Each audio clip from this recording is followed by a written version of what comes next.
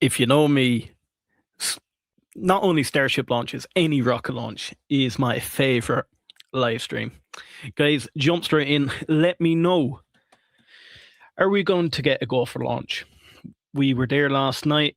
We understand that there was a hydraulic failure in the release arm from Starship. We kept relaying back from T-minus 40. We got down to around 29 seconds. It just kept replaying back to 40 seconds. But yeah, we're here for Starship's 12th flight test. And guys, this is the first time we will see Starship V3. So V3 does look incredibly similar to version 2, but we've new Raptor engines. We actually have quite a bit of new gear, which SpaceX will explain to us in a much better way than I ever can. But what we'll do, we'll go through the whole mission, what we can expect. We'll go across to SpaceX as soon as they start their live stream. And we can talk a little bit about the UFOs and UFO release. I actually can't believe how big that UFO release was. I expected 100, 200 people to come through the live stream. It's actually near 3,000 people at the moment. So maybe that's my calling. Cover the UFO files. But nah, here we go. SpaceX have their Starship Flight 12, and we have the V3 Starship. So the upcoming flight will debut the next generation Starship and Super Heavy vehicles, powered by the next evolution of the Raptor engine and launching from the newly designed pad at Starbase. So this is from the second launch pad. They also have a launch pad under construction in Florida as well, where they launch. They're going to be launching Falcon Heavy and Starship both from that launch tower. So we can read about the upgrades. We'll go into that further on. But the flight test primarily goal will be to demonstrate each of the new pieces in the flight environment for the first time, with each element of Starship architecture featuring significant redesign to enable full and rapid reuse of the incorporate learnings from years of development and tests. So there's all different developments going on. You can actually see the staging area has been completely revamped. You have more or less steel structures, and that will actually break away with the first stage and come back to the landing area. So that won't get jettisoned away as we're used to.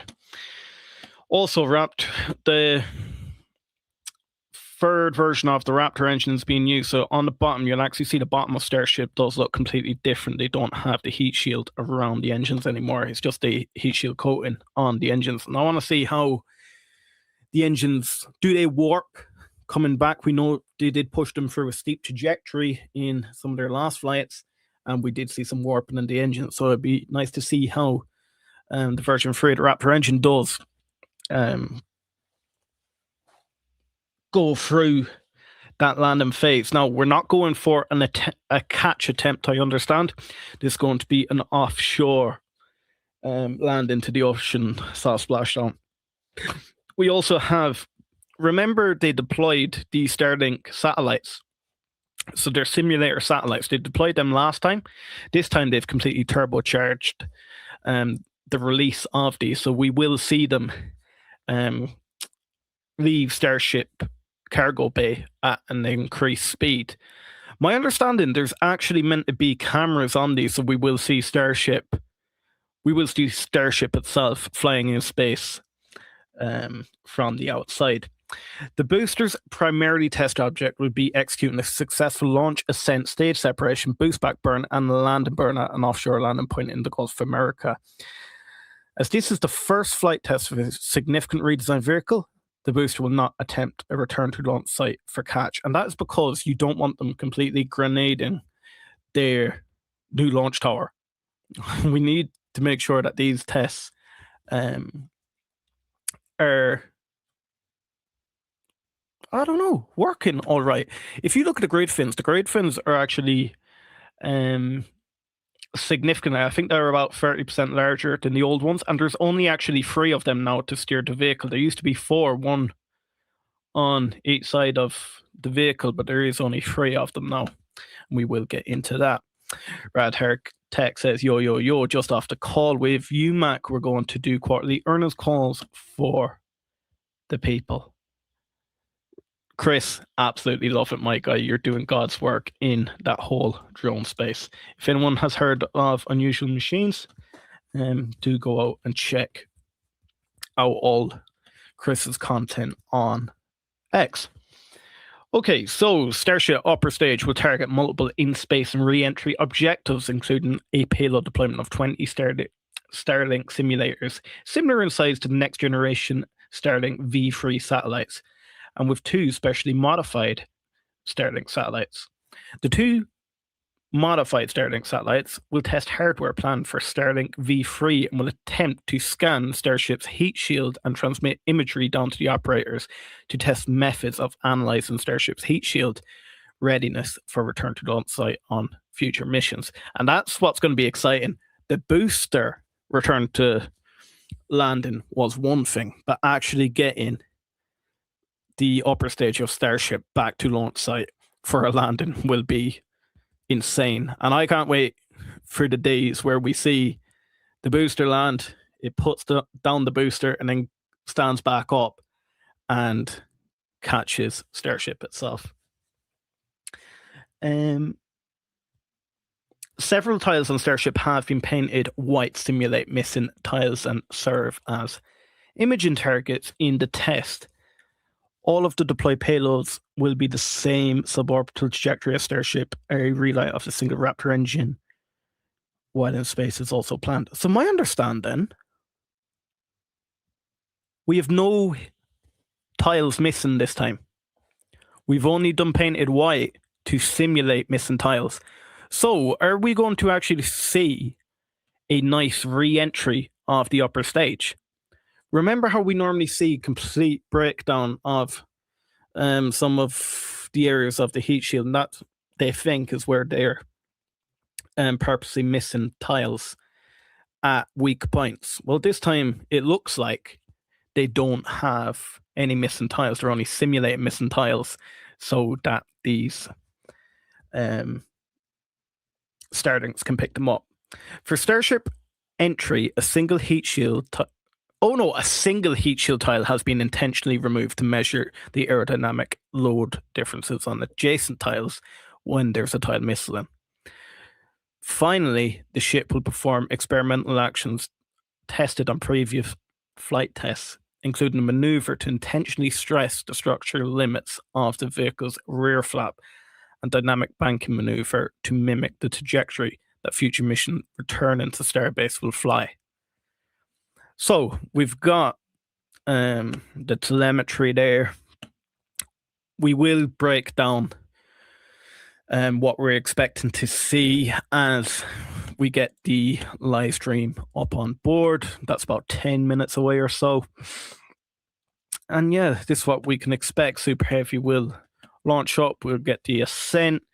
We'll then get hot staging where it'll ignite while it's still connected to the booster. We'll then get the flip maneuver of the booster back for a boost back burn. Super Heavy will descend and there will be a water landing. While that happens, Starship will continue ascending. Starship engine then gets cut off and goes through a coasting phase. These normally last for about 20 minutes, I believe. But this is when we can expect the deployment of these Starship or these Starlink simulated satellites, and we'll get some nice imagery back from Starlink.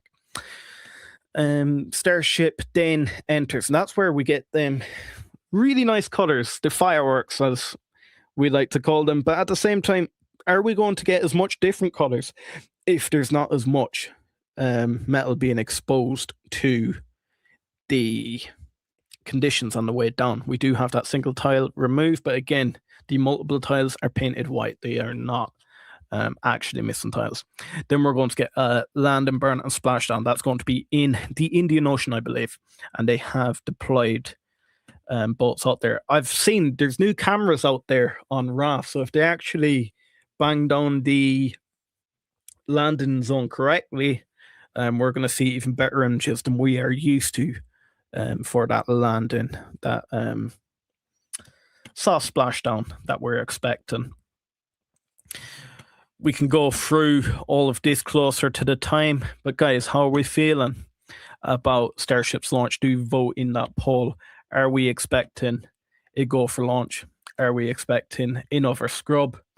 Do let me know. There's a lot of new things going on with Starship at the moment. We do have an awful lot of new upgrades. I want to see what this actually brings me into. Okay, so these are the updates on version 3 we can go through. So Chris did do on this yesterday, one day Peter back. These aren't dummy weight satellites this round. 18 of them are, 2 of them are testing of the version 3 Starlink, my guy. Guys, do smash that like button as soon as you get in. We are now 31 subscribers away from 5,000 subs. If you're on X, and there's 60 of you at the moment, 63 of you. If you're on X, jump across to the stream. And yeah, bang that subscribe button. Really helps me out. But if you want a party tonight, if you want it to happen during this live stream, 5,000 subs, can't believe it. We're on that journey to 100k subs. Do jump in. It's completely free and it really helps me out. So thank you. Okay, so introducing Starship V3, the third generation of Starship and Super Heavy, which is now powered by the Raptor 3 engine. It's launching from an entirely new launch pad, incorporating learnings from years of testing and development. The third generation of Starship.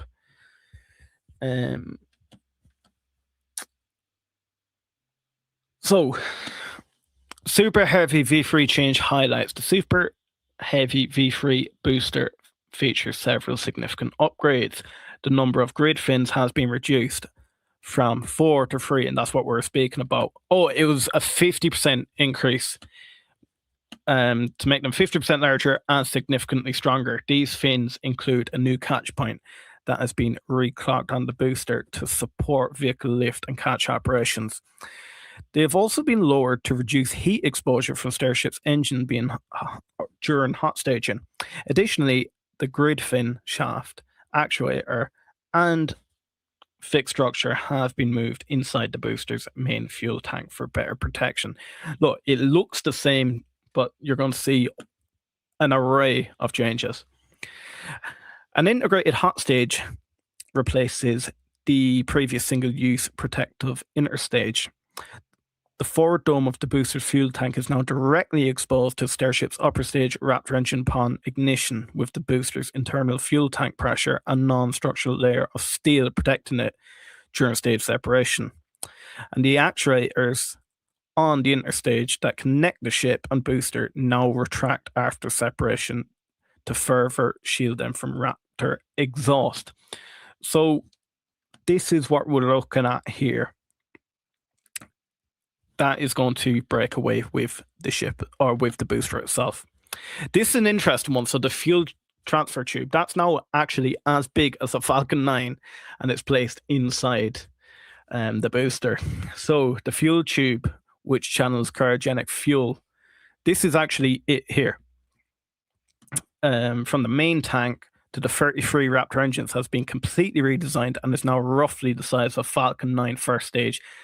The new design enables all 33 engines to start up simultaneously and faster, more reliable flip maneuvers. So remember, we used to get some engines ignite and then they all ignite. You're going to see all 33 fire at the same time, which will generate a lot more thrust at liftoff. The aft end thermal protection system has been redesigned with propulsion and avionics systems now tightly integrated to coordinate the distribution of fluids, power, and networking to the 33 Raptor engines. Large individual engine shrouds have been eliminated and shielding has been added to the surface area between the engines around the thrust vector control hardware on the inner 13 engines. The carbon dioxide fire suppression system has been removed following the deletion of the aft cavity and engine shrouds. So remember at the bottom of, I don't know, are they going to show the full view of Starship there?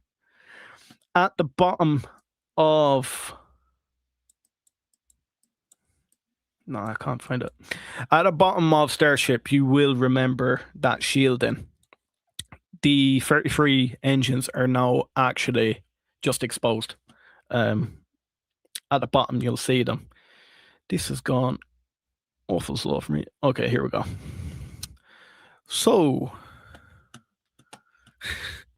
Church says, just back from an alien abduction. Big shout out, Mike Guy. Thank you for coming back and enjoying another space stream. I'm starting to do a lot more of these space streams, aren't I? Starship V3 change highlights. So the version 3 of Starship incorporates a clean sheet redesign of its propulsion system. Now, there's a lot of changes in this, so don't be surprised if there's an anomaly that occurs at any stage of this mission. It's a complete redesign, and they will learn from it.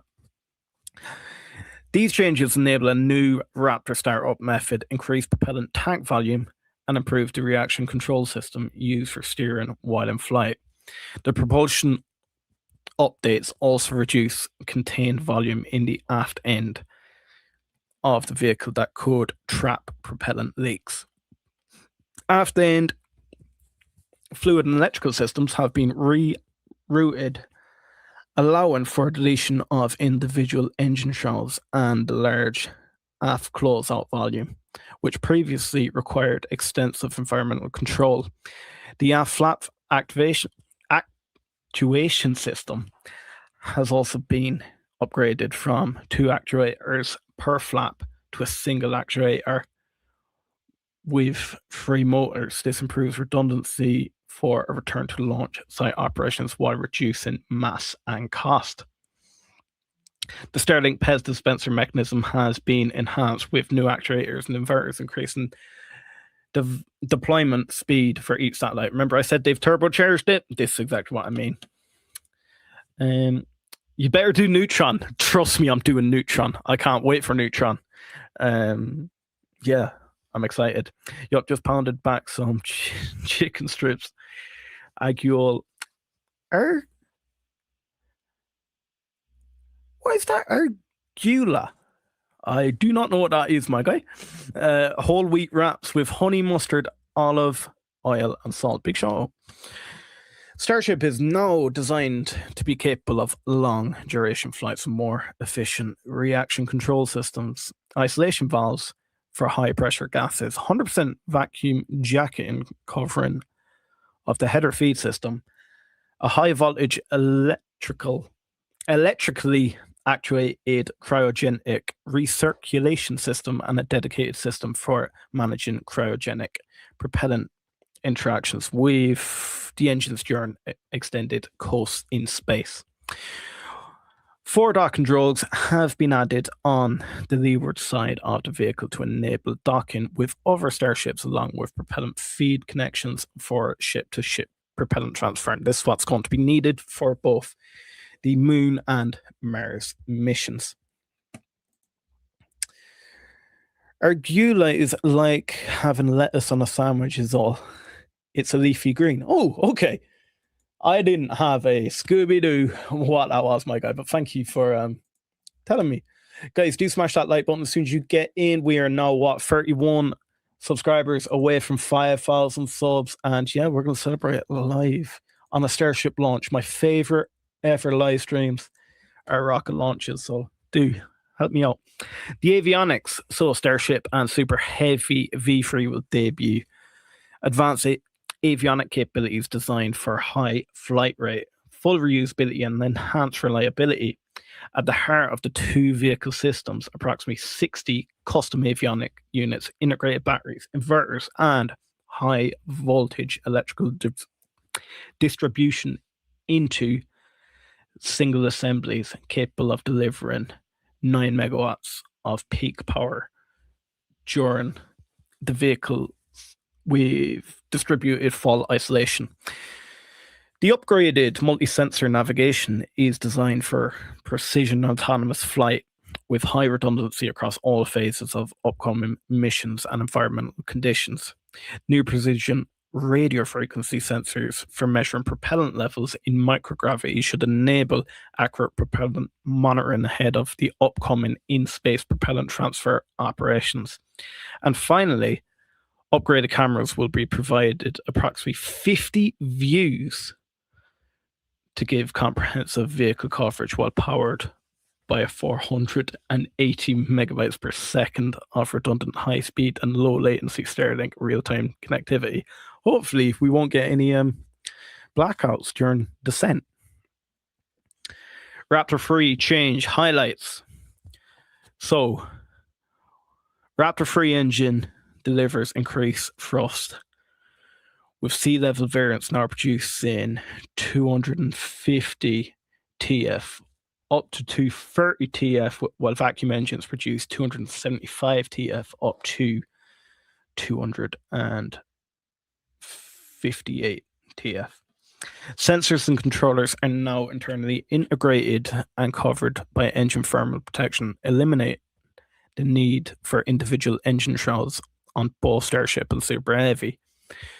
All engine variants will now feature a redesigned ignition system. There's so many things that have been changed on this vehicle that, again, if something goes wrong, they will learn from it. Don't worry, they haven't gone back in their progress. But no, I'm excited to see this new one. Mass of the Raptor sea level engines has been reduced to, that is actually amazing, isn't it? Just over 1,500 kilos from 1,600 kilos. Overall vehicle level mass savings reach approximately 1 ton per engine through simplification of the engine itself, vehicle side commodities, and supporting hardware. Speaking about the launch pad, and this is where we had the anomaly last night, and this is why we had a hold at 40 seconds. Lennart Dykes, hi there. How are you, Liam? Haven't seen a vid for last week. Finally back. Yeah, I was on vacation off the west coast of Africa, my guy. I'll be honest, Wi-Fi was not the greatest out there. I had a great time. My football team won the league for the first time in 22 years. So, yeah, I had a great time, my guy. But yeah, I'm back. Covered the UFO release earlier. That was a wild stream. We had, 3,000 people near enough so far have viewed it. We're now 31 people away from 5,000 subs. It's an exciting time. Cheers, mate. Good to hear. Thank you so much, my guy. So Flight 12 will mark the first launch from Pad 2 at Starbase. The propellant farm that stores the required commodities has been upgraded with increased storage capacity and significantly more pumps, enabling faster vehicle filling for launch. I just want to... Yeah, so we're about 5 minutes away, guys. On the launch tower, the chopsticks are now shorter, allowing faster motion for better track vehicle during catch operations. Their main actuators have been changed for hydraulic and electromechanical to improve speed, redundancy, and reliability. The quick disconnect arm for load and propellant. I think that's where the anomaly was. I think it was the hydraulics on the quick disconnect. The quick disconnect arm for load and propellant into Starship's upper stage has been strengthened, repackaged, and now rotates further from the rocket during launch. And that prevents it being beaten up by the exhaust plume as it comes out the back. The launch mount structure and hold-ons have been completely redesigned to greatly improve load sharing, throwback reliability, and protection during a vehicle flyout. Inside the mount, a new bidirectional flame diverter and top deck flame deflector are designed to eliminate ablation and the need for refurbishment on these surfaces after launch. And the launch mount quick disconnects for super heavy propellant loading have been moved to the opposite side of the mount and split into separate methane and oxygen mechanisms. The various vent valves, isolation valves, and filter for the booster fluid fill have been relocated into a hardened bunker on the side of the launch mount. Okay, you will notice that. you will see it venting from actually the side of the launch tower. It does look strange. When you look at any other rocket launch, you see the vehicle venting. You do see a little bit of venting still coming from the vehicle, but most of it does come from the opposite side of the tower. It looks strange.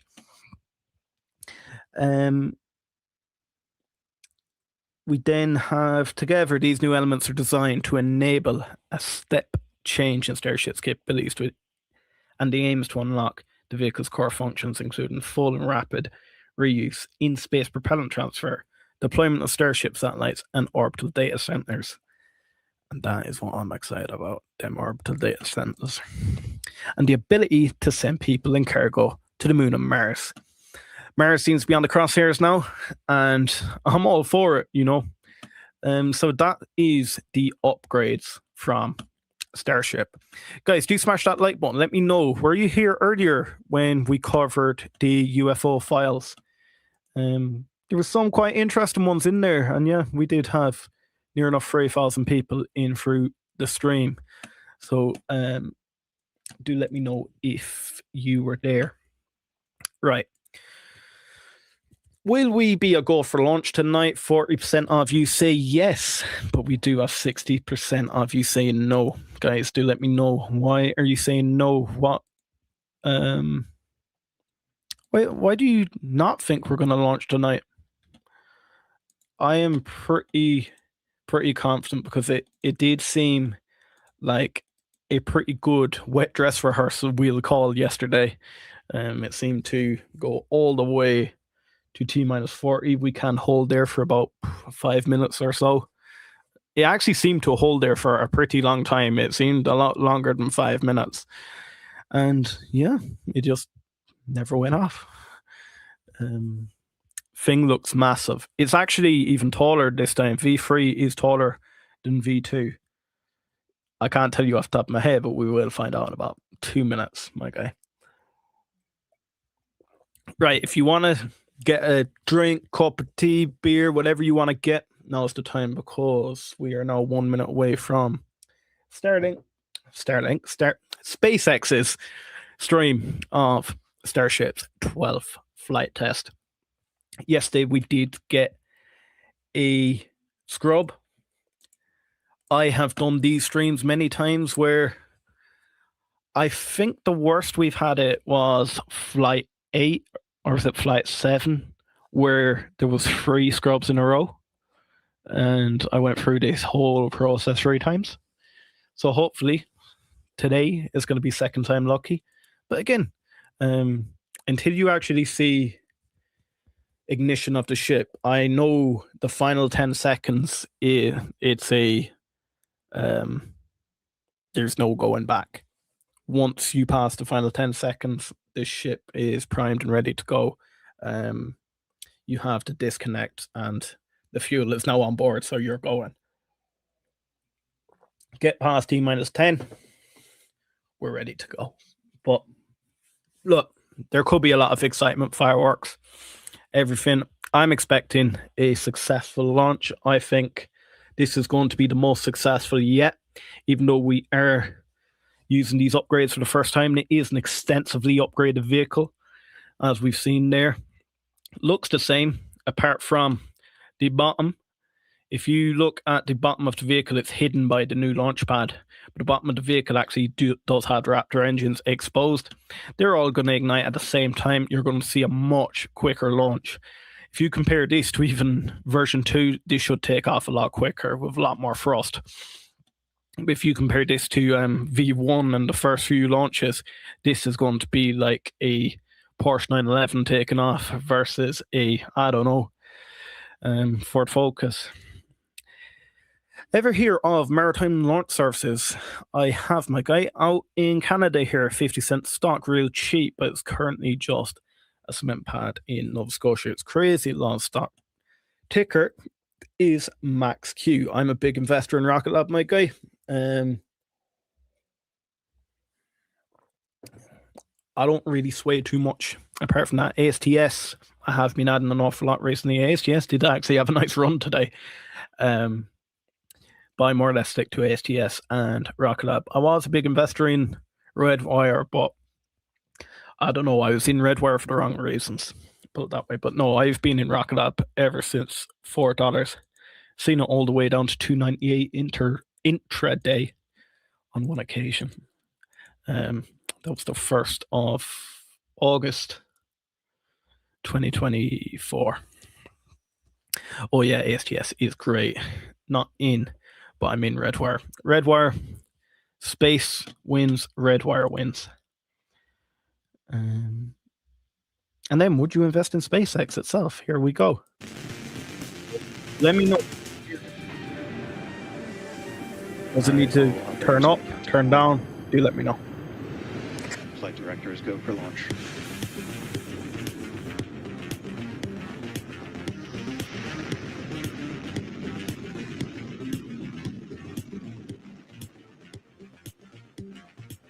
Stage separation. Booster on burn center.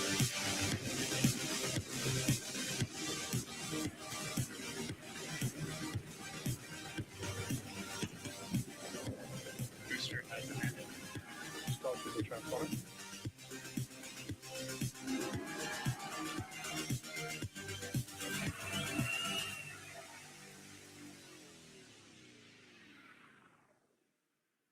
Hello once again, Star people, and welcome back to Starbase, Texas. It's currently 5:01 p.m. Central Time, and we are just 28 and a half minutes away from the first flight of SpaceX's next generation vehicle, Starship version 3. Yesterday's launch attempt was scrubbed due to a hydraulic pin on the pad tower that wouldn't retract. But good news, the teams were able to resolve that issue, and we're proceeding ahead with attempt number 2 and blue skies to boot. I'm Kate Tice, Senior Manager of Quality Systems Engineering. And I'm Jake Berkowitz, a lead propulsion engineer. And today we're coming to you live once again from just outside the production floor at Star Factory, where the team's preparing for Starship's 12th test flight. Yeah, yesterday was certainly a nail biter as we recycled to the T-minus 40-second hold a couple of times. And while we unfortunately weren't able to lift off, keep in mind that this is the first flight of a completely redesigned vehicle. So we actually learned a lot in what became a wet dress rehearsal yesterday. Yeah, that's right. And Starship version 3 has undergone significant upgrades, taking everything we've learned from the previous 11 flights to make a vehicle capable of full and rapid reusability. We're debuting a new launch pad, new booster, new ship, and new engines, just to name a few. Yeah, that's right. And as a member of the Raptor team, I can tell you we're all super excited to finally see the newest generation of Raptor engines, also V3, take flight today. I love that view looking up under the Super Heavy. Now, Raptor and Starship version 3 are designed to enable us to send payloads and eventually people all the way to the moon and Mars. Yeah, and in the meantime, we're planning to put Starship to work on future flights by launching bigger and more powerful Starlink version 3 satellites, which aim to substantially increase capacity in orbit, strengthen the network, and deliver an improved experience for customers. Now, turning our attention back to today, our primary objective for Flight 12 is to put these new redesigns all together in a real live flight environment. From the outside, a lot might look familiar on Starship, but beneath the surface, it's all new. As we've said before, Starship is still a developmental program. What we're doing today is a test. We launch to learn, and we test like we fly. Yeah, and it's really the data we're expecting to get back from today's flight that will bring us closer to making Starship operational and unlocking the next generation of our future in space. So, no matter the outcome of today's test flight, excitement is guaranteed. Now let's head a couple floors upstairs where Dan Hewitt is just outside our Launch Control Center. How's it going up there today, Dan? It's going great, Kate. Everybody, welcome back for round 2. I'm Dan Hewitt with SpaceX Communications. We're looking good for a launch today. Do you want to do a quick summary, though, of what we saw yesterday, how we got back to launch? It's a really good example of all of the different moving parts that have to work together to get a rocket off the pad. About halfway up that tower, you see an arm that holds all of the propellant connections into the ship. It's also set up so it kind of pushes against the ship to help make sure that we have a really good connection and it stays attached when we unlatch that quick disconnect. There's a pin in the arm near where that attaches to the tower that has to be removed before the arm can swing away for launch. It's important to remember there's a lot of benefit to not release the arm too early or too late, and a lot of hardware that has to work in concert in very, very short time frames. We started to unpin it.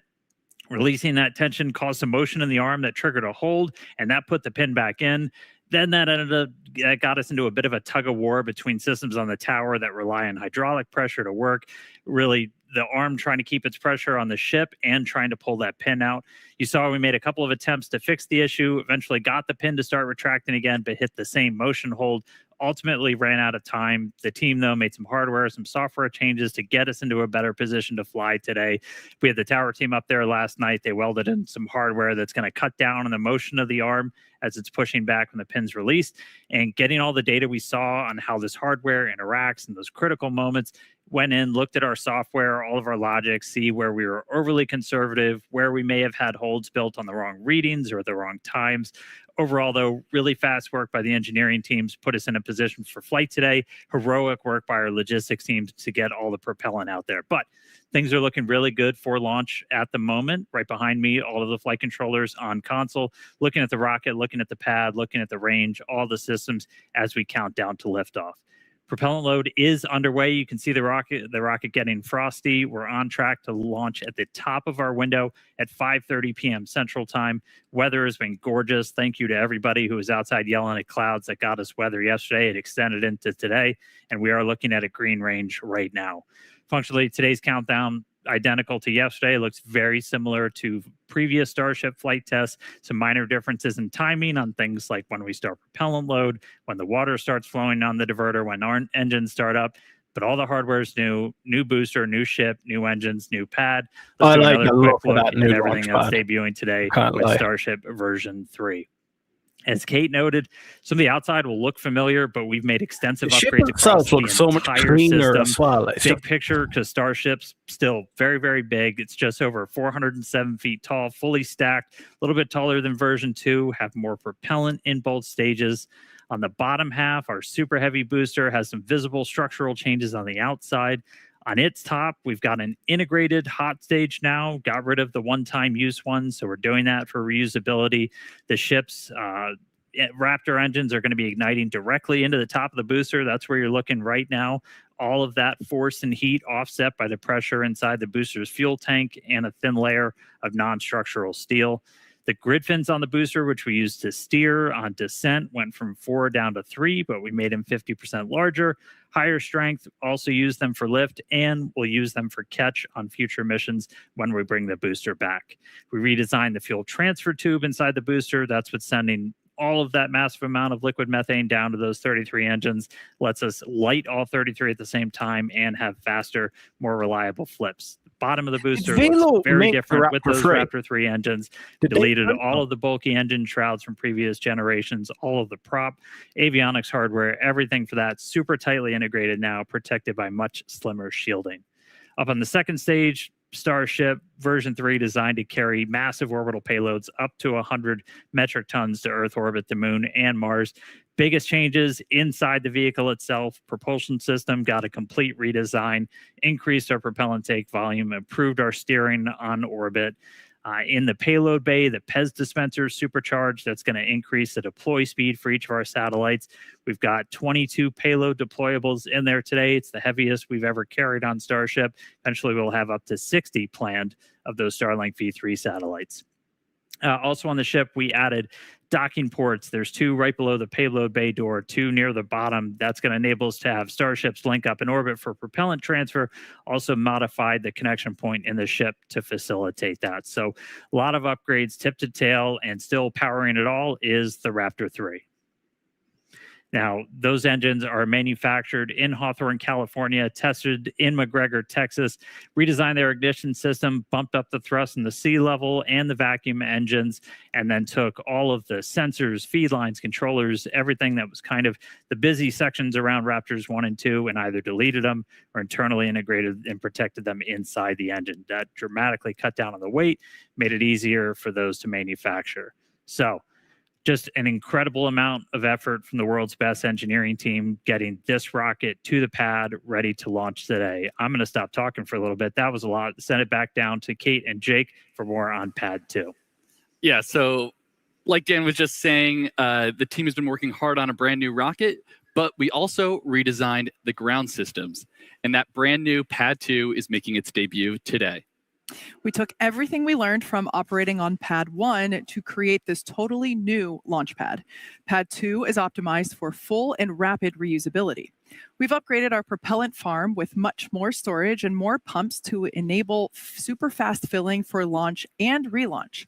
And on the tower, we changed to shorter chopsticks. That's the black assembly there at the top of the tower, and that enables even faster motion to better track vehicles flying in for catch. Yeah, and we also changed the actuators driving those chopsticks from hydraulics to 100% electromechanical, increasing their speed, redundancy, and reliability. On the ground, the launch mount was also completely redesigned, and if I had to describe it in one word, I'd say robust. But it's also smarter. We've separated the fuel and aux systems into different compartments and repositioned the booster quick disconnects to be out of the vehicle's plume during liftoff. And as you can see there on your screen, we also have a new bidirectional flame diverter and a new top deck flame deflector to eliminate metal wearing down. So we said goodbye to the pancake. However, this will help us get to zero refurbishment between launches. Now, this pad is still built for maximum safety and fast turnaround because making life multiplanetary will require launching a lot of Starships. Now, it's currently T-minus 18 minutes and 38 seconds. We're going to hop over to Hawthorne for a moment for more on Starlink with Tyler Lionquist. Tyler? Hey, Kate, thank you so much. I'm Tyler Lionquist, and I'm a Starlink business analyst here at SpaceX. We're excited to be back here in Hawthorne, ready for another attempt at a launch today. So as we talked about yesterday, on today's flight, we're deploying 20 Starlink simulators, plus 2 modified Starlink satellites, which our team internally refers to as Dodger Dogs, because they stretch the V2 Mini satellite propellant tank so that it sticks out from both ends of the satellite. And the Dodger Dog serves as a tech demo between the V2 and the V3 Starlink satellites, and acts as a platform for testing V3 components. Now, the larger V3 satellites aim to greatly expand our network's capacity, while V3 hardware is designed to support faster Wi-Fi and improved broadband speeds for our customers while providing significant capacity upgrades from the V2 Mini. So, in addition to delivering future V3 satellites to the Starlink network, Starship is also planned to launch our AI satellites. And as you may have seen during the TerraFab event in Austin a few months ago, Elon laid out the path to revolutionize cloud computing and AI. While you're there, smash that like button. Really helps me out more than you realize. Targeting 100 gigawatts also, to 1 bottom right and corner of of your AI screen, computing power annually. hit the reactions and from there, 500 we're looking times at each. connectivity See beyond what our planet earlier? too. Got me 3,000 views. Building on the technologies used to please, guys, connect people on smash Earth, them the reactions Starlink team is 500 exploring times using each. Starlink to enable high bandwidth connectivity around the moon. With a constellation of you're gonna get me satellites cancelled designed to if I connect answer to that. user terminals on the lunar surface, we could relay data back to our Starlink constellation in Earth orbit. So traditionally, deep space comms have relied on radio frequency transmission. But this new design would use lasers to relay data back to Earth, which can massively increase the bandwidth available to future lunar missions. We currently have thousands of lasers operating in our Starlink constellation around Earth, and deploying that technology around the moon could connect it with hundreds of terabits of capacity. Together, this could provide the connectivity backbone between the Earth and the moon, and enable gigabit connectivity anywhere on the lunar surface, providing data for rovers, habitats, and astronauts, and hopefully some incredible views for us back on Earth too. So all of that adds up to a lot of satellites, but the good news is there's still plenty of space in space. That said, the Starlink team takes space safety extremely seriously and works hard to encourage best practices across the entire industry so space stays open for as many people as possible. In fact, just yesterday, the Starlink team published a new update on Starlink.com to encourage all satellite operators to better coordinate and follow best practices to keep space safe. So for more on safety, go to starlink.com/updates. And with that, let's hit them reaction kick for it me. back over Please to hit Kate them and Jake and reactions. Starbase for today's mission profile. Thanks, Tyler. Now let's dive into the flight profile for today's test. As we've mentioned already a couple of times, there are numerous redesigns making their debut today across the entire launch vehicle. In light of this, we want to keep our learning focused on all of that new hardware and software. So we're running a flight profile that's similar to past Starship flights in order to minimize any new variables. Yeah, that's right. So as always, we start with liftoff, where Super Heavy ignites 33 of those brand new Raptor 3 engines. We power through ascent ahead of hot stage separation, where the booster shuts down all but 5 sustainer engines. Stage 2 then lights its Raptor engines while still attached to Super Heavy, where we see stage separation, debuting the integrated hot stage, directional booster flip, and engine relight for boost back using 33 engines. And after coasting for a few minutes, the booster today will target a landing burn and soft splashdown a few miles off from the coast of Starbase. Ship keeps it going with ascent burn to a suborbital trajectory. Then we'll deploy 20 Starlink simulator satellites and 2 Dodger dogs, as we affectionately call them. We also plan to relight a single Raptor engine. Next will be re-entry a few minutes later. For the first time in a while, we're intentionally not messing with Starship's heat shield. At that point, we should have some amazing views of the ship's Technicolor re-entry through Earth's atmosphere. If all of that goes as planned, we'll finish the test with a landing flip, a landing burn, and a soft water splashdown in the Indian Ocean. And in just a few moments, thanks to Starlink, we'll be going live to the Indian Ocean and chatting once again with the ship recovery team stationed out there. Yeah, I'm super excited about that. That's going to be totally awesome. But sit tight because first we're going to go to Dan for a quick status check. Yep. Hey, everybody. Good news. Still looking good. Range is green currently. We're expecting another update on 30 that. minutes, It's about 4 guys. minutes. Get It should your be our cups of final tea, your determination. beers, everything Weather ready. continues to look amazing. Vehicle and pad both looking healthy. We are a little over 80% on fuel, 95 on LOX in the ship. And then a little more than 2/3 it's looking like on booster. So we are on track today, looking good for a launch right now at 5:30 p.m. Central Time. All right, so we're going to do that right at the top of our window. Once again, though, we're going to be targeting to send Starship around the world for a splashdown in the Indian Ocean. We had a really quick check-in yesterday with the Starship recovery team out there on station. They're helping us to maintain the range and a whole lot more. So let's jump back out there once more today. We've got Suren Sunai joining us live from the boat deck out in the Indian Ocean, a couple hundred miles off the coast of Australia. Suren, how's it going, man? Welcome to the Flight 12 webcast. How's everything looking out there in the landing zone? Dan, it's a pleasure to be here. I'm not going to lie to you, it's a little rougher than it was yesterday. Nighttime, it's hard to see the horizon, but we're looking at about 10-foot seas, and we're loving it. But it's rough. All right, what's your guys' primary job out there? I mean, you're out kind of in the middle of nowhere. What are you guys doing? So, like as you mentioned, like it's usually a 500 to 600 nautical mile sail from shore. And our primary goal is as a range clearing group. So like we come out here and make sure there's no one else in the area so the rocket can launch. But that kind of allows us to do our second goal, which is to conduct imagery of the rocket as it re-enters and as it splashes down. We get a lot of other data, but like the primary one is for sure imagery with an ensemble of maritime and aerial-based assets. And talk to us a little bit, because it's evolved over time, kind of humble beginnings of getting those views, to talk us through where we've gotten to now today. Yeah, I think some people know, but like the Markset bots are quite identifiable. That's the buoys that we use. And they were originally used as sailboat racers. And we kind of put them in as a Hail Mary attempt on Flight 5 to get imagery of the rocket as it came down. These the new cameras. We all thought it maybe would have worked, but we were super shocked and really pleased to see all of the buoys pointed right at the rocket as it came down, which was a testament to not only the scrappy engineering we were able to put together, but also the rocket's ability to land right on target. And then since then, we've kind of iterated more and more, and these buoys have become way more robust and have now a lot more data collection materials, not just visual imagery. And as a result, they kind of are the most mature versions they've ever been. And it's really cool because almost all the buoys that we're deploying even now for Flight 12, we just got them off our back deck a few hours ago, are the exact same ones that were used for Flight 5. And I saw a couple of user terminals. How's Starlink kind of playing a role in this entire operation? Dan, I'm not gonna lie to you. If we didn't have Starlink out here, we would be screwed. Like just on like a usual basis of like working, we're allowed to like have calls with each other and like work on documents with each other. send things to each other in like a very timely manner because of the Starlink on the boat.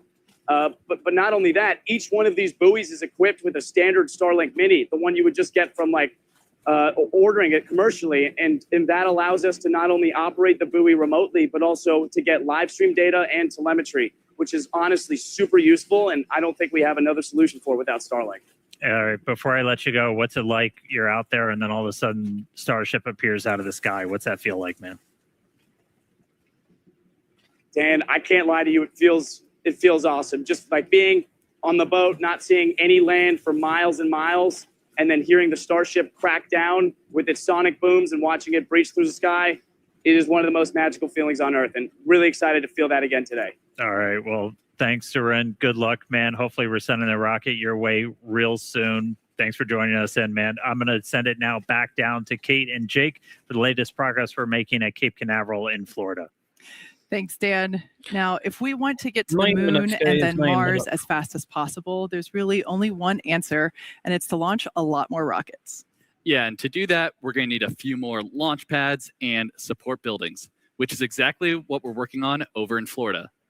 So originally built for Apollo and then the Space Shuttle, Launch Complex 39A has flown 126 Falcon missions since SpaceX reactivated the pad in 2017. Yeah, I actually remember the day that we did that. I was able to host the live webcast for that first launch out of Pad 39A, and it was just so amazing to see that pad come back to life. And it's also exciting to see how today, almost 10 years later, the ongoing construction, as you see there on your screen, and the development that will bring a second launch tower to Launch Complex 39A. It's designed to expand our capabilities to support Starship launches in the future, while also continuing to support Falcon Heavy missions from the original Apollo Shuttle Falcon launch tower. Yeah, and we're not done. We're also building a Starship launch pad at Slick 37. And to support the uptick in future launches, there's Gigabay, a giant assembly and maintenance facility designed to prep Starships ahead of Florida launches. And when complete, this huge structure aims to hold 24 work cells in over 800,000 square feet of workspace. It's going to be a big building. So much space. So yeah, SpaceX's future in Florida is quickly taking shape with our very first launches on the horizon. Exactly.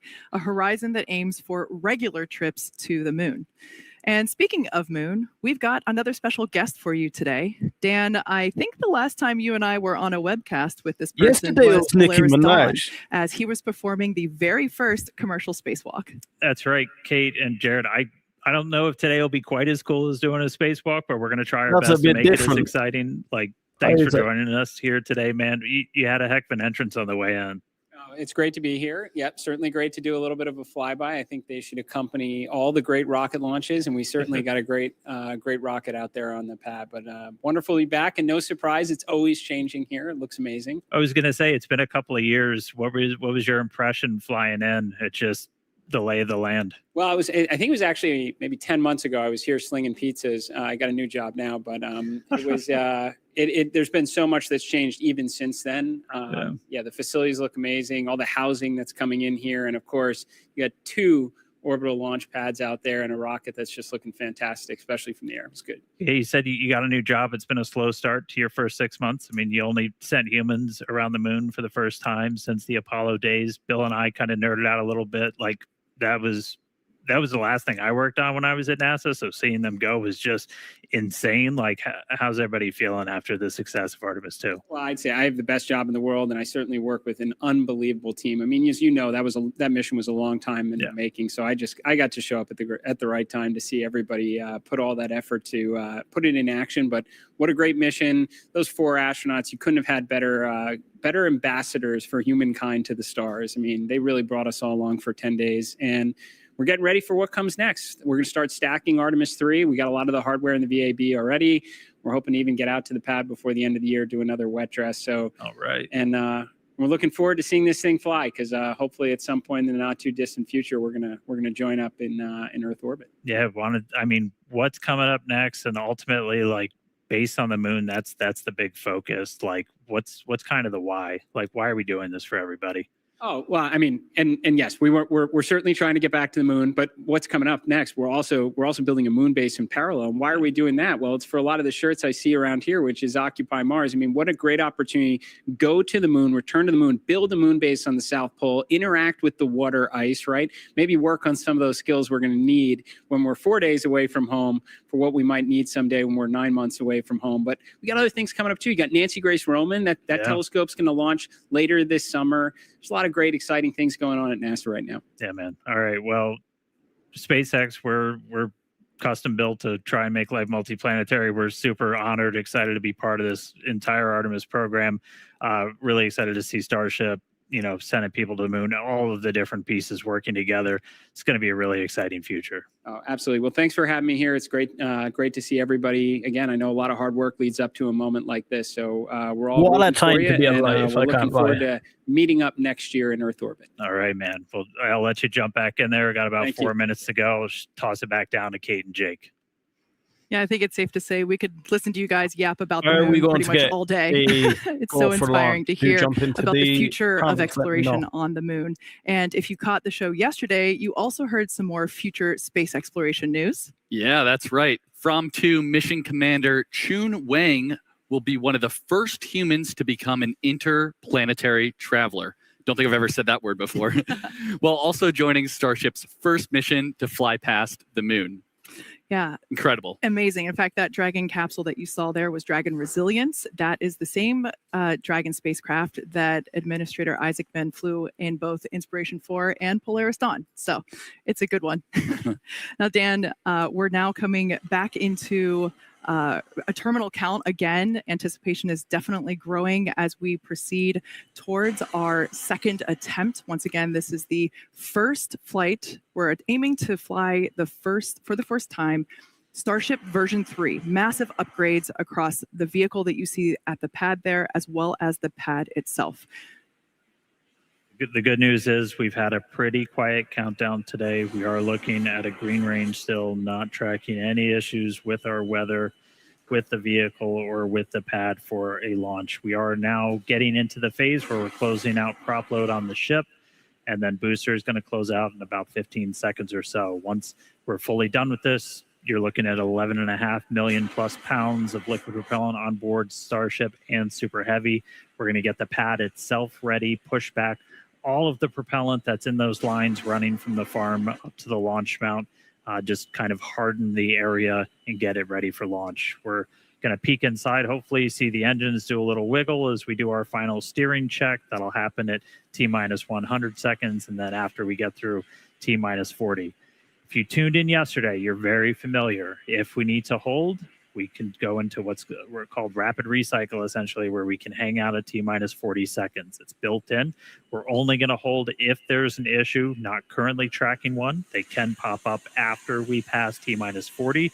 But right now we're looking good. Hopefully going to move right past that. And then once we do pass T-minus 40 seconds, a number of events will occur in quick succession. That is when the QD vent gate or quick disconnect vent gate will clear the gas commodity lines that connect the pad to the vehicles. Both the ship and the booster will configure their comm systems for flight and will rapidly run leak checks on gas and fluid tanks. And the booster goes to internal power and its engines will get their final priming for launch, while the ship's engines begin their ascent bleed profile and arms the automatic flight safety system. Yeah, and once we pass T-minus 40 seconds, we still have the ability to rapidly recycle the count under certain conditions back to T-minus 40 seconds. Looks like we might be getting some engine wiggles here, as Dan mentioned earlier. These allow us to check out the thrust vector control actuators on these engines. It's important to make sure that they can steer. Yeah, that's definitely right. And flame diverter on pad 2 activates at around T-minus 17 seconds and enters what is essentially the point of no return at T-minus 10 seconds. Get a successful launch. If we have a hold close to T-minus 17 seconds, there's a chance we could recycle, but the closer we get to T-minus 10, the lower that chance becomes. We just heard we're at T-minus 1 minute. Yeah, so at this point in time, we're going to stop talking. We're going to let the rocket take over and listen to some amazing pad sounds of the first flight of Starship version 3.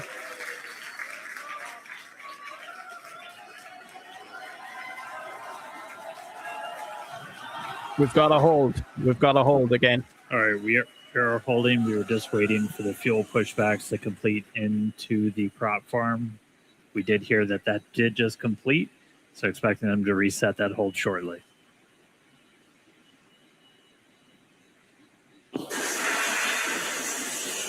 Clock, the hold is reset, clock is rolling. Right, once we get to 10 seconds, we're going no matter what. Flight directors go for launch. We've got further than we did yesterday. Come on, guys.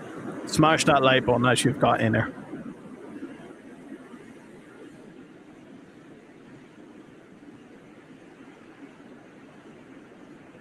We're going. Last We're going. 10, 9, 8, 7, 6, 5, 4, 3, ignition.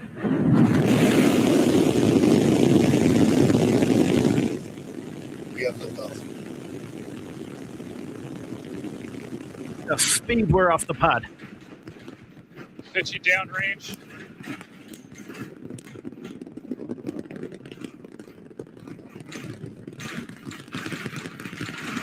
Look how quick that's taken off compared to before. Booster Raptor, chamber pressure nominal.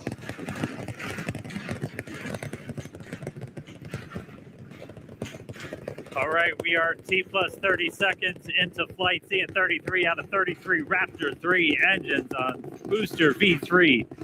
Ascending over the Gulf now, coming up on maximum aerodynamic pressure. Booster and ship, avionics power, telemetry nominal.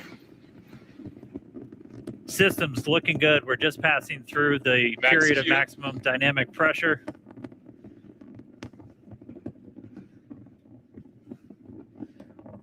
A little over a minute into flight now.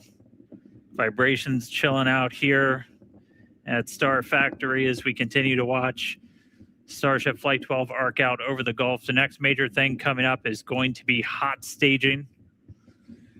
Booster prop systems nominal. Reminder, we do what's our version of MECO. Most engines cut off, so we're going to shut down all but 5 of the Raptor engines on the booster.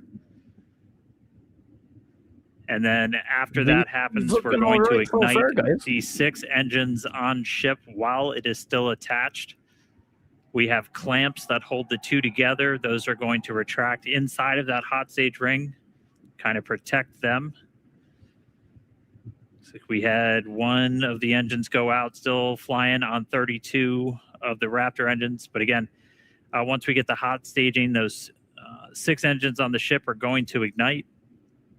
We're going to do it in a little bit different of a sequence on version 3. Essentially, those 3 RVAC engines will ignite first. Almost immediately after, just one of those central engines is going to ignite, and that's going to give the booster a bit of a kick, sending it in a known direction, followed shortly after by the other 2. We're through MECO. Each separation.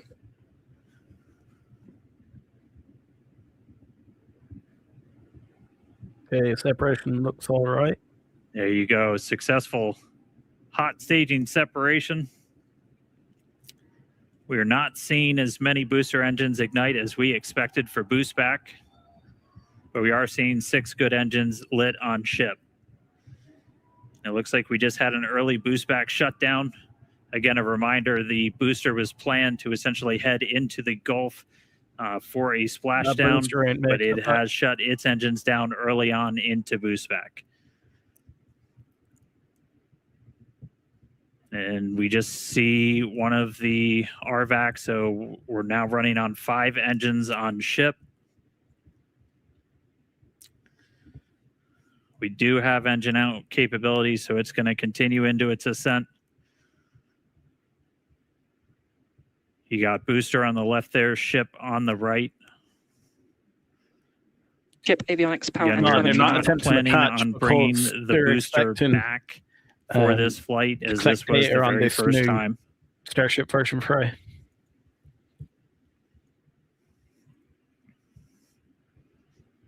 You don't want to grenade. So about 3 minutes, 50 seconds into today's flight. Just a reminder, the ship planned to burn its engines for about 8 minutes and change. About 8 minutes and 11 seconds was our planned timeline for today. That could shift slightly as we do have one engine out running on one fewer RVACs.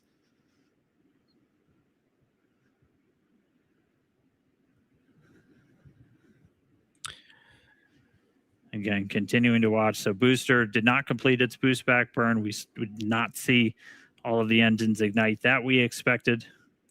Are continuing to get some views from it, though. That's going to make a splashdown somewhere in the Gulf. Reminder, we clear air, sea space, everything for these launches.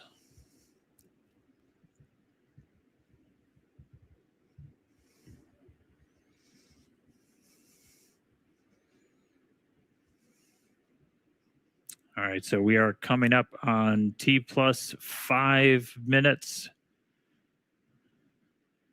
Ship continuing to fire 5 of the 6.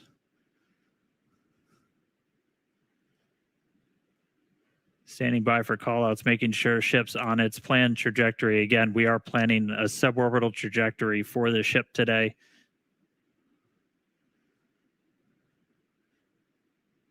Booster giving us some views as it continues to make its way back down towards the water.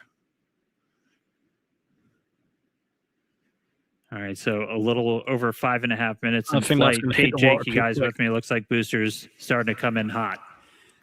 Yeah, we had the opportunity to stand outside to watch launch, and wow, that was incredible. Yeah, that was really loud, really shaky, and I was actually surprised how fast the booster got off the pad or the whole stack. That was quite incredible. Absolutely. So we have views here from the booster coming back down, making its way into the Gulf. Pretty cool to see. We have healthy chamber pressures on 5 out of 6 ship Raptor engines. Great news there Landing for startup. Starship.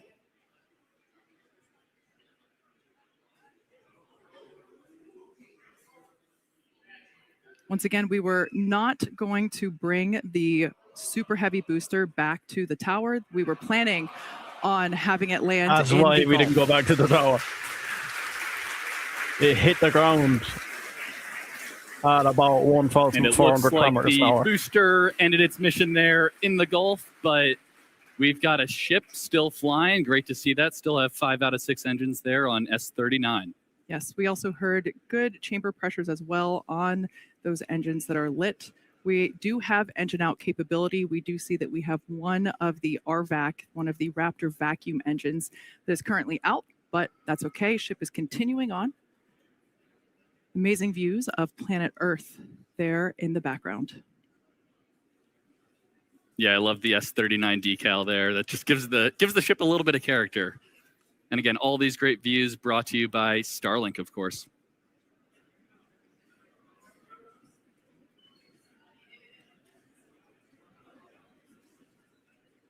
Yeah, obligatory shout out to the entire Starship Avionics camera electronics team. Did a whole lot of work to get these upgraded cameras. A look inside of the ship skirt, you can see those 3 center engines ignited. The RVACs continuing to fire as well. We did see at least a couple engines fire up on booster for that landing burn before we lost contact with it. We should have just a little over 20 seconds to go. We'll see if the burn extends a little bit for the engine out. Essentially, you can run your engines a little bit longer or throttle up a little bit more to account for the one engine not being lit. So right now we are standing by for SECO.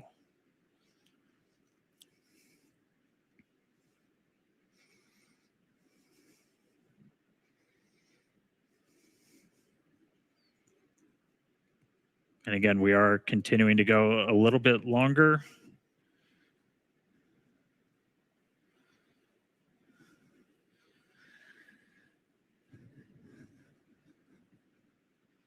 Five engines still burning on ship.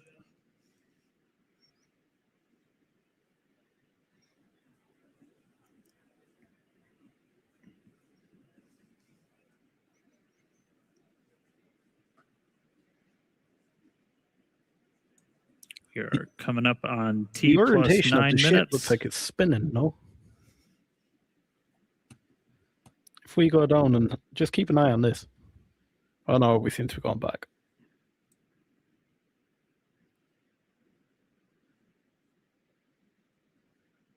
And starting to see shutdown. RVACs have shut down. Sea levels are shut down.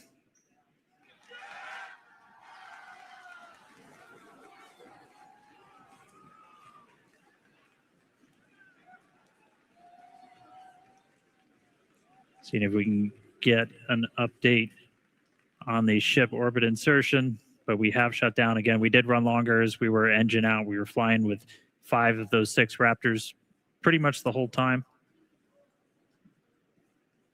Ship FTS is saved.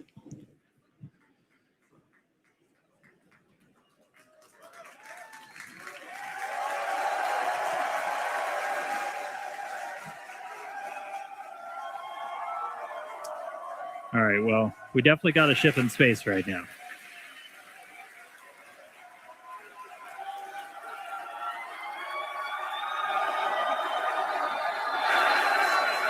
I thought your man's top was off. I genuinely put his top was off.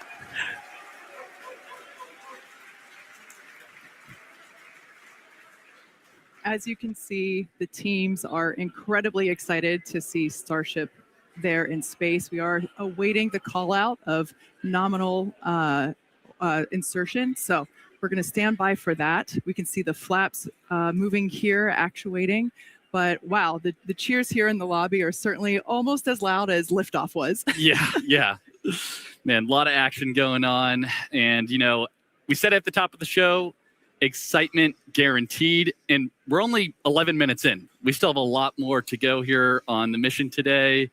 So all objectives are done on the booster. So now all eyes are on the ship as we get ready for our in-space objectives. Exactly. So like I said, we're still standing by to hear the call out for nominal orbital insertion, but we've got a few minutes before the next milestone. So we're going to continue. We've got some amazing views here of the ship. Wow, it's just that this is our planet. This is our home.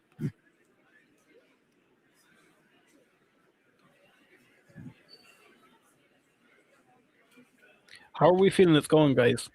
As a reminder, the objectives for ship today not only included the separation that we saw, but we're also planning to deploy 20 Starlink simulator satellites, as well as 2 Dodger Dog satellites. That's what our internal teams refer to as our newer satellites. We saw a preview of those earlier. We should see those deployments here in a little bit. We're also hoping to perform a relight of a Raptor engine as well. Yep, that's exactly right. And the relight will look a little bit different this time. We're hoping to get a little bit of a longer duration. Of course, we got to see once we get there. And that relight won't actually be changing our orbit necessarily, but we're doing it more so as a technology demonstration.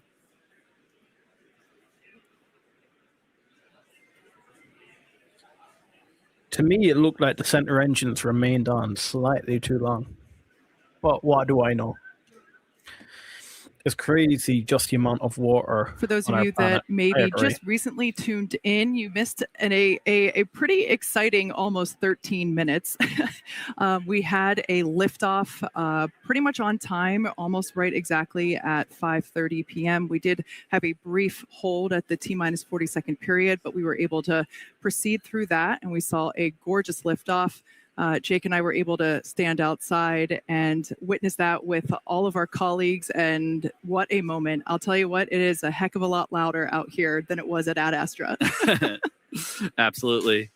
And a couple of things I noticed on the way uphill today on the ship. So obviously it looks like we lost one of the RVACs on the way, but that is a good way to demonstrate our potential engine out capability there. So exactly. I think we actually saw the 3 gimbaling engines kind of gimbal over a little bit to compensate for that offset and thrust. So that was really cool. That's something I know the team's been, we've analyzed that since flight 1 all the way back. So it's something that we've thought about quite a bit, and it was kind of cool to see it in action in real life today. Yeah, absolutely. If you couldn't tell, Jake is on the Raptor team. Yeah. But one non-Raptor thing I noticed also back on the when we had the shot of the aft flaps, It's a little weird. We have tiles on the leeward side, so not on the side where we're going to see heating. And you might be asking, why are we putting tiles there? I had the same question actually. So I talked to some of our heat shield engineers the other day, and we're actually running. Yeah, here's the shot right here. Great. So the fact that we're seeing all these tiles still on the flap right now is really good, because that actually was one of our experiments where we wanted to test different connection methods on the way uphill on ship. So actually ascent.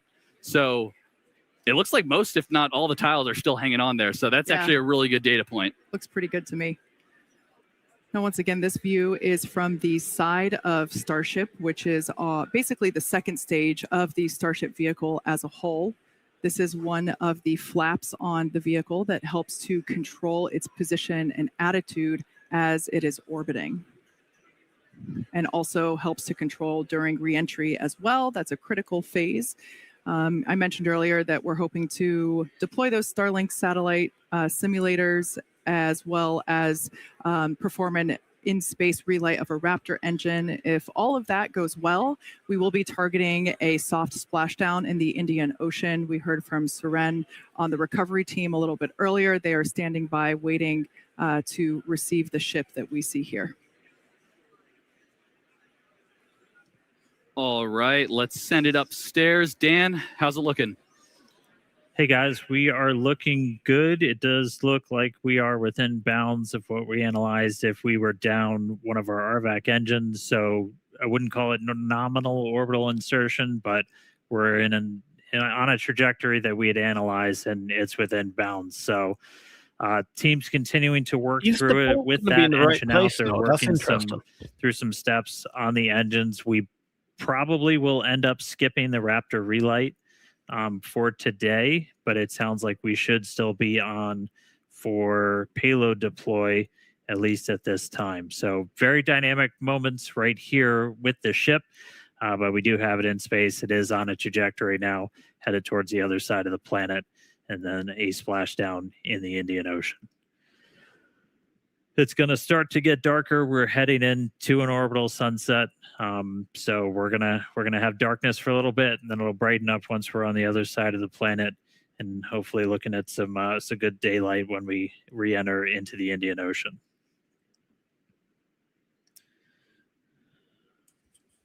Yeah, I don't know if the boat's going to be positioned in the right place now for splashdown. Will we get images of splashdown? It would surprise me if we are. But maybe they might be able to adapt their descent, their angles of attack, but I don't know. I think they more want to hit their milestones. All right, so we're a little over 17 minutes into flight. If you're just now catching up with us, we did see a liftoff right at the top of our window. Super Heavy getting off the pad, initially lighting all 33 of those Raptor engines, got through a successful hot staging, initially lit 6 engines on ship, had 1 RVAC go out on the way uphill, but still able to make it into space. And right now we're trying to see if we are going to get into payload deploy still. Coming up right on the part of the timeline when we were expecting it. You'd look inside a Starship there. Oh, I see a door opening. Looks like Hal didn't wait. His door is open. To Just be a a reminder, lot quicker. we've got They've 22 deployables the in the payload bay today. 20 of those Starlink mass simulators, and then 2 are Dodger dogs, so we like to call them internally. Setting up their modified V2 Starlink satellites. Those are going to be testing a bunch of components that we're planning to fly on Starlink V3, and we've also got them outfitted with a number of cameras for another tech demo that we're trying out on this flight. We definitely are looking for a way that we can look at Starship's heat shield while it's still in space.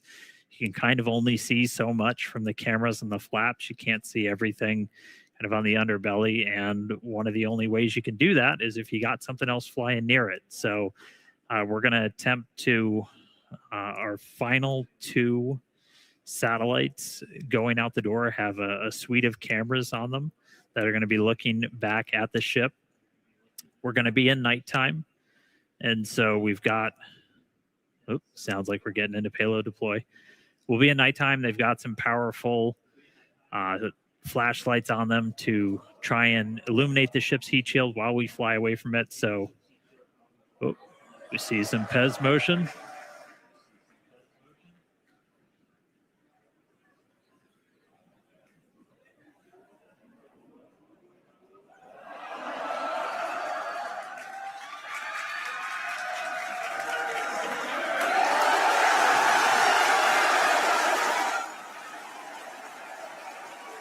Successful. Here we go. Pew. Well, that is much quicker than last time.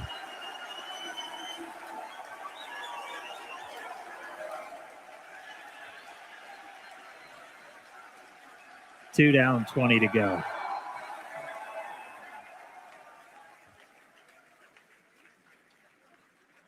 As a reminder, that's one of the things that we upgraded in version 3, kind of gave a little soup up to the PES dispenser, so those satellites going to move out a little bit quicker than they did on previous Starship flight tests. So first 2 out the door, 2 more on their way out.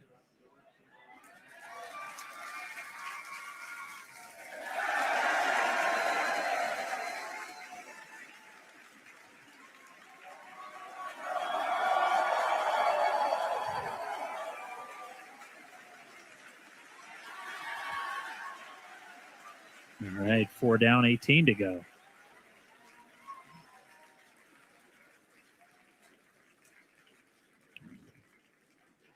Flexing my basic math skills here today. Again, the majority of this stack, 20 of these 22 satellites, they're essentially just mass simulators. So they're roughly the same size as those Starlink V3 sats that we're hoping to fly later this year.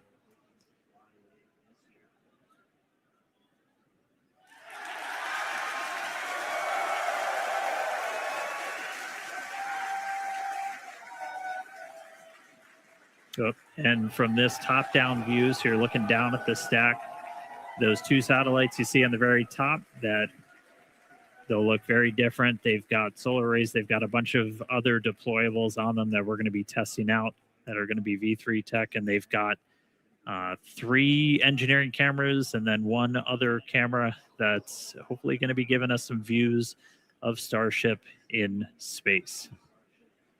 But we will see how that works. Again, this very much a tech demo. We're going to deploy those. The satellite's going to kind of try and turn everything on, look back at Starship. And the primary reason we're trying to do this is to get some views of the heat shield.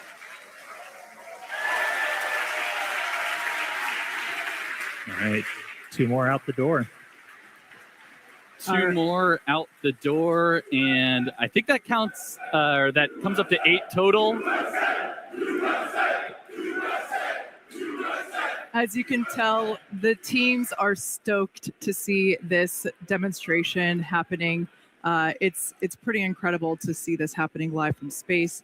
Now, as we noted earlier in the show, but worth repeating, this Starship version 3 is built to deploy up to 60 of Starlink's more advanced V3 satellites. Everything's V3, designed to offer 60 terabits per second of downlink capacity per satellite. Now, that is 20 times more than each Falcon 9 does today. Incredible. All right, I think that's number 10 going out the door. Yeah, there it goes.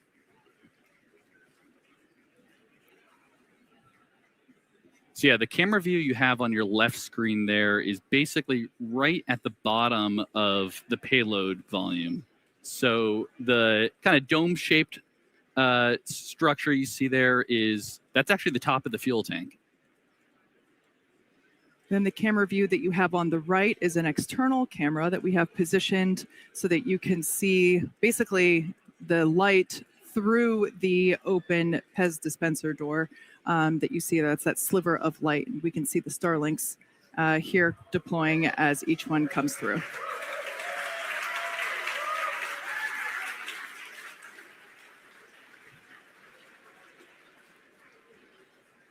As we mentioned, we have 20 of these Starlink That simulator actually made me satellites, and then laugh, we have George. 2 of these specially modified, as we call them, Dodger dogs here around here. Those, as Dan mentioned earlier, they have some V3 tech on them, some solar arrays. All right, we're going to see and, Starship those will from be the outside last when these 2 last that one will be deployed today. get deployed. Yeah, that's right. And seeing this, as I think Dan called them turbocharged or supercharged PEZ dispenser, it's definitely coming out much faster than our previous flights. So that is really good to see. Yeah, look at that.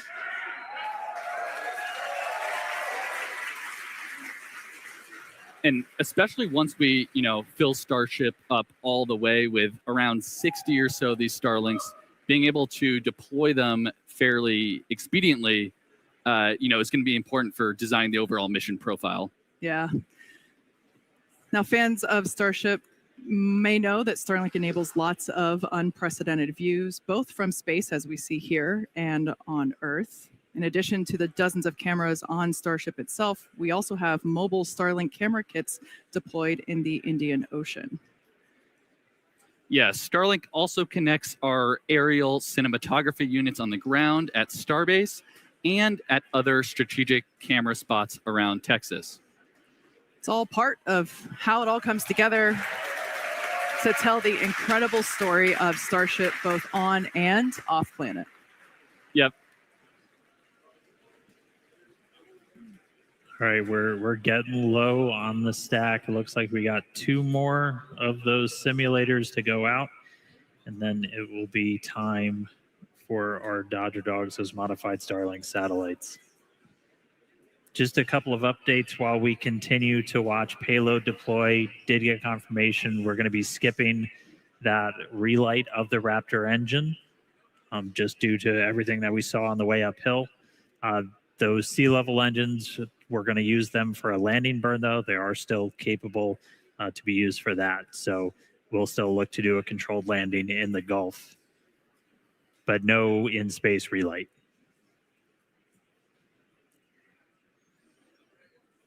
All right, I think that's 19 and 20 headed out the door.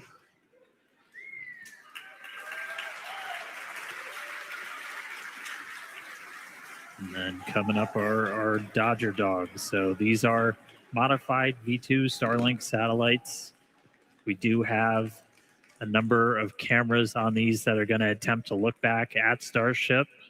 We're not going to get this video in real time, but we're going to try and turn it around if we do get some video down.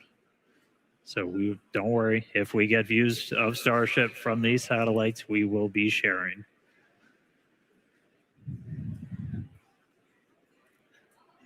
And these will be exciting because, again, they're really a tech demo, getting our chance to test out some of the technologies for version 3. All right, I think that's 18 and 20. My basic math skills are failing now. All right, here we go.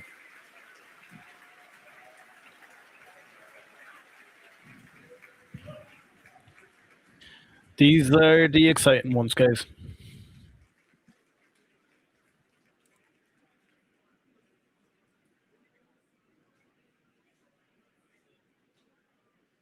We're standing by for Starship, basically to serve the first Dodger Dogs to low Earth orbit.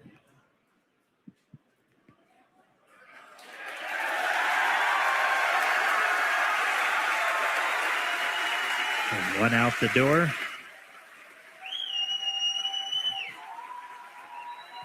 And from this view, you can kind of see on the right side of the satellite, you see some bright white spots. Those are our flashlights. Beneath them, the camera is going to attempt to look back and image Starship's heat shield as it flies slowly away from the vehicle. And there it goes.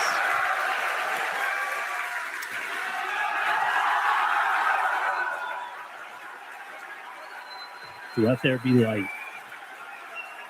Yeah, it almost looks like the light is just shining right at us there.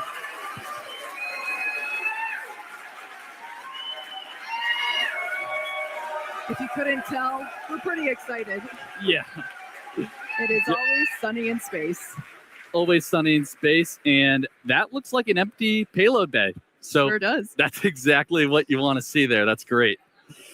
So yeah, with payload deploy complete. Oh, you can see the door closing there. All right, there we go.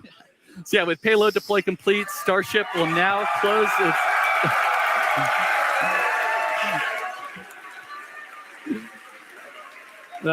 Yeah, Starship, we closed the payload door, and we're going to continue to coast around Earth all the way to the Indian Ocean.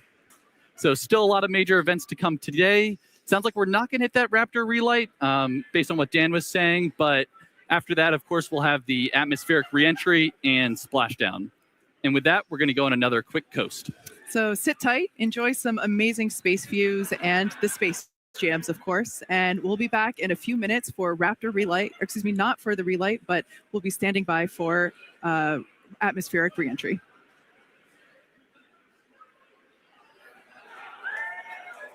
I can't wait for the re-entry. That's probably, other than the actual launch, that is one of the most exciting parts. I'm going to turn off the sound there because I don't want to be banged for copyright. But guys, how do you think we're going? I actually was pretty impressed with the speed we came off the launch pad. I was expecting it to be quick, but I didn't think it'd be that quick. Also, that new launch pad makes the launch even more exciting. It completely diverts the plume away from the rocket and it just looks immense. But yeah, I can't believe the speed we came off the pad there. Yes, we did lose the booster on the way back down. It looks like we didn't get a relight. We got a relight of like 6 engines. It was like 5 on one side and 1 on the other during the boost back burn, and then did not stay lit for too long. And then the engine relight off the booster was nowhere near nominal, so we did hit the sea at around 1,400 kilometers per hour. So if we could have seen outside images of that, I think we may start seeing videos of that, but that would have been quite cool because it hit it at some speed. The actual Starship vehicle itself did have an engine out on the way up, so we did get a engine light for slightly longer than we anticipated, so we won't get a Raptor 3 ignition back in space. But by the sounds of what SpaceX are saying, they seem to still be on track for a splashdown around them buoys that they have out with the cameras on board. So hopefully we will get some nice imagery there. Now, we didn't launch yesterday. Yesterday was actually light around the Indian Ocean when they were going landing, but it looks like it's going to be landing in the pitch black. But we'll see what we can see. Hopefully we can see something quite nice. Chris says, went well so far. Would you consider the booster a failure on soft splashdown? Yeah, the booster did fail. However, again, look, they're going to learn. They learn pretty quickly. Look,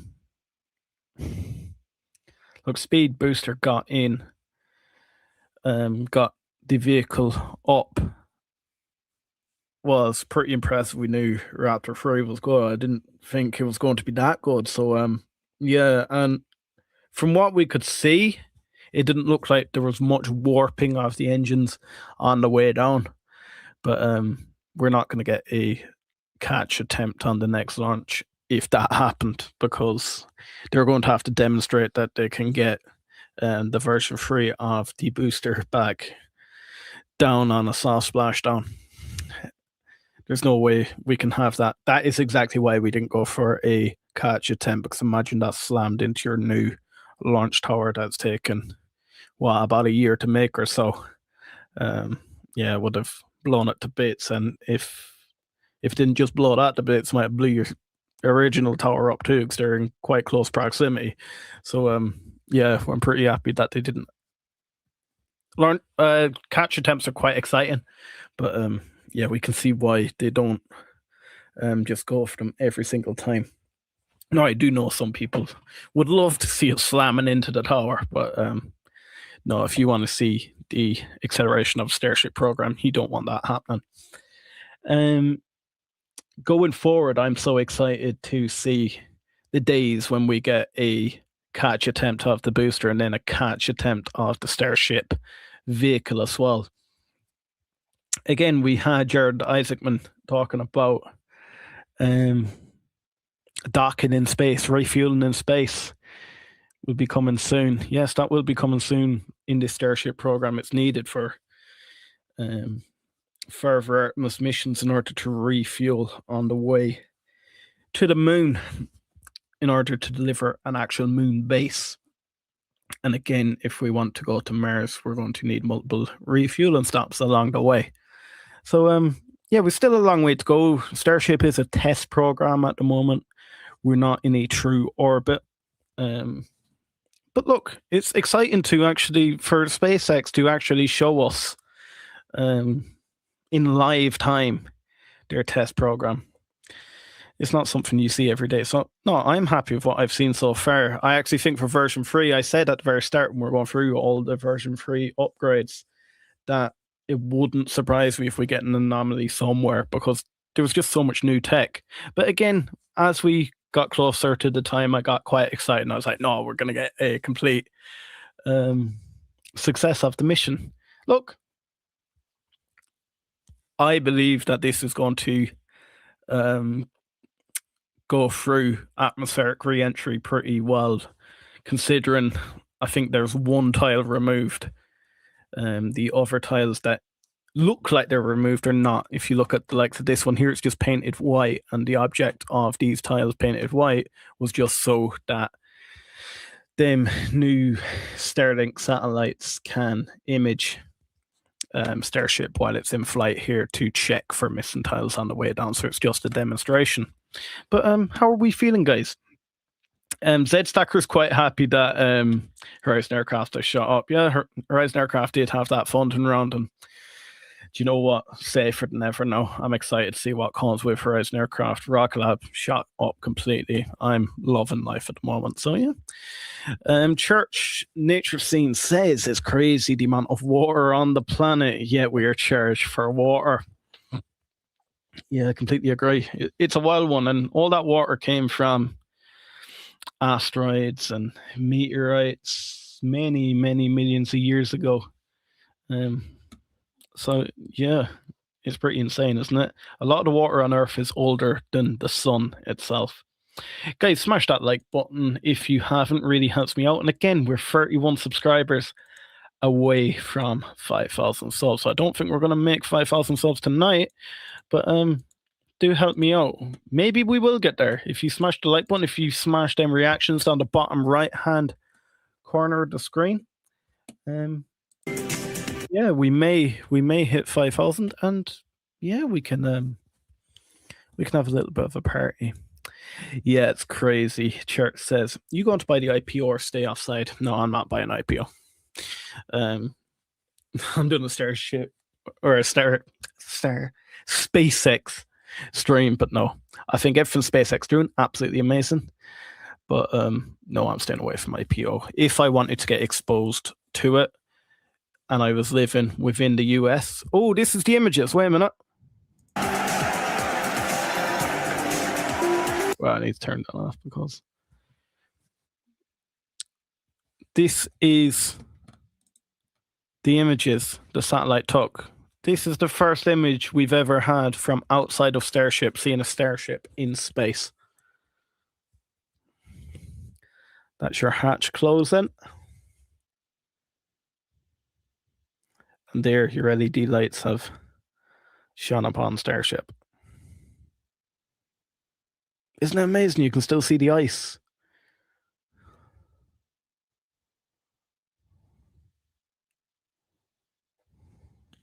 Okay, we're gone back.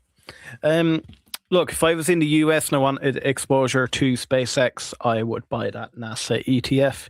You seem to be able to get a nice amount of exposure on SpaceX. Is it 8-9% at the moment pre-IPO? But I can't get it here in Europe. But again, no, I think the whole space sector is going to run with it, and I think I'm just going to see where it goes. We know it's going to be a massive success when it IPOs, and I think it's going to run massively. But again, the whole space sector is. It's an exit liquidity event. My exposure is through Velo. Yeah, I agree with you, my guy. I really want to buy SpaceX, but I'm gonna wait till after the momentum dies after IPO. Are we all gonna? That'd be funny, yeah, if we're all sat there waiting on sidelines for the momentum to go down. But yeah, Zed Stacker, I'm completely with you, my guy. I'd rather buy a bottle of water than any IPO. Yeah, IPOs are pretty distant future, Here we go. as they are intended to be fully reusable. But this will give us an opportunity to look at the heat shield while Starship is still in space. So there was a glimpse. We'll see if we get any more video down from those satellites. But I mean, that's one we've been chasing for a while. So really cool to see it come to fruition here on Flight 12. All right, coming up on 40 minutes into the flight, and we should start hitting the reentry period in the next 7 minutes or so. You'll start to see a light show building up. As we had talked about, we did skip that on-orbit relight of the Raptor engine. It was not needed for our trajectory or anything. We are on this suborbital trajectory to splash down in the Indian Ocean. We are going to attempt a landing burn. We'll see how they perform when we get there. And just a reminder, we are going to be stressing the ship on the way in. We're going to intentionally do a maneuver where we're going to kind of pitch the nose up and deploy those bottom flaps to really put a lot of pressure on them. So we'll see how it does through that maneuver. And then we'll be doing kind of a final banking turn before we get to a landing burn. So all that coming up in a few minutes. The light show should start beginning real soon.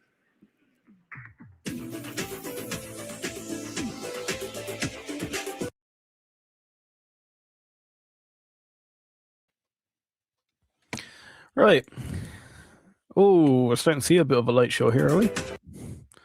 I think with SoFi, then you can invest in SpaceX. Can I get SoFi in Europe? I don't know. I did get it on ELMT IPO. It's back to my allocation price, being accumulating titanium and Millennium refining powders and microwave tech. Guys, anyone is looking at the moment that I should be looking at, do let me know. Getting back to space, how did you feel about the UFO? We done that UFO file release earlier.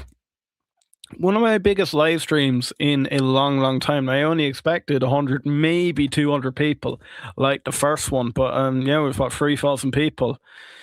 About 500-600 hours watch time through that file release. So a lot of you are pretty excited about it. But you think it was a nothing burger?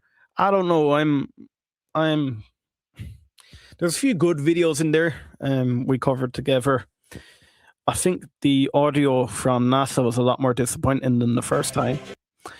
But yeah, will we continue to keep doing the UFO releases, file releases, or are you bored of seeing it? Do let me know. Smash that like button. Also, smash that subscribe if you want me to keep doing them UFO releases. But yeah, we got quite a few new guys in with us during that UFO release. Can't get SoFi in Canada, which sucks. I'd likely leave my bank for SoFi. I can't get Robinhood in Ireland. And get it in the UK, I can't get it in Ireland. And I do travel back and over to the UK, but yeah, I wouldn't go changing anything to Robinhood at the moment. Robinhood in the UK is not as good as Robinhood in the US. You can't get the likes of the S&P and that in it. And I do have a strategy now and again I like to do with the S&P. When we start pushing through all-time highs, I just keep banging money into the S&P, and as we go through a crash, then I take the money out of the S&P, and hopefully at that stage I'm still up on the S&P. If I'm not, my opportunities do be at discount price compared to what the S&P is sold off at, and I end up getting a bargain. But it's a nice way of, during all-time highs, being able to grow your money still. Okay, we're coming back through the atmosphere at the moment. Different colors we're starting to see compared to before. We're starting to see some greens coming out of this, which is quite nice. More interesting clips than the last batch. Commentary was a bit wild. Seems like a lot of folk that light the bottom of their pipes. I'm not going to comment on that, but I do know what you mean, Chris. Notice how Ondas hasn't been moving like crazy lately. I remember the recent wild swings it was having. Look, things like that do happen in all stocks, though. Ondas has just been an absolute juggernaut flying out with the news, and we can't expect constant moves with every single stock. You need a little bit of a breather, a little bit of a release, but I do expect Ondas to start pushing through. I'd like to see these flaps survive re-entry without any burn through on any of these weak points. Hopefully they've addressed that, but we'll see. Very true, Church says. Church, it feels like me, you, and Chris have been speaking to each other all day, doesn't it? Thank you so much for joining the stream earlier. I really appreciate it. All the support all of you guys are giving me. I never thought when I created a channel like this that I would be able to stream my usual stuff on Start Market, stream anything I'm interested in, like the UFOs, stream the likes of rocket launches. I thought no one would come to the likes of these, but look, I stream these because I enjoy them. Even if they don't get as much viewership as any of the finance streams. To me, this is where my heart lies, in space and stuff like that, and I'd be watching the likes of this anyway, so I may as well bring some of you guys with me along the way. Yeah, great time, man. Love it. Ondas is in consolidation pattern. There's a lot of seller pressure on the upcoming vote, which I support, and share increase. Yup, Rod, I support that too. Why do people like this put music on? Do you know what? I could have a fantastic stream, an absolutely beautiful stream.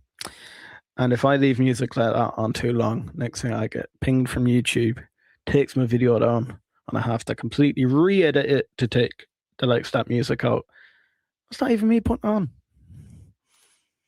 Had a long interview with the CEO yesterday. If you want some details.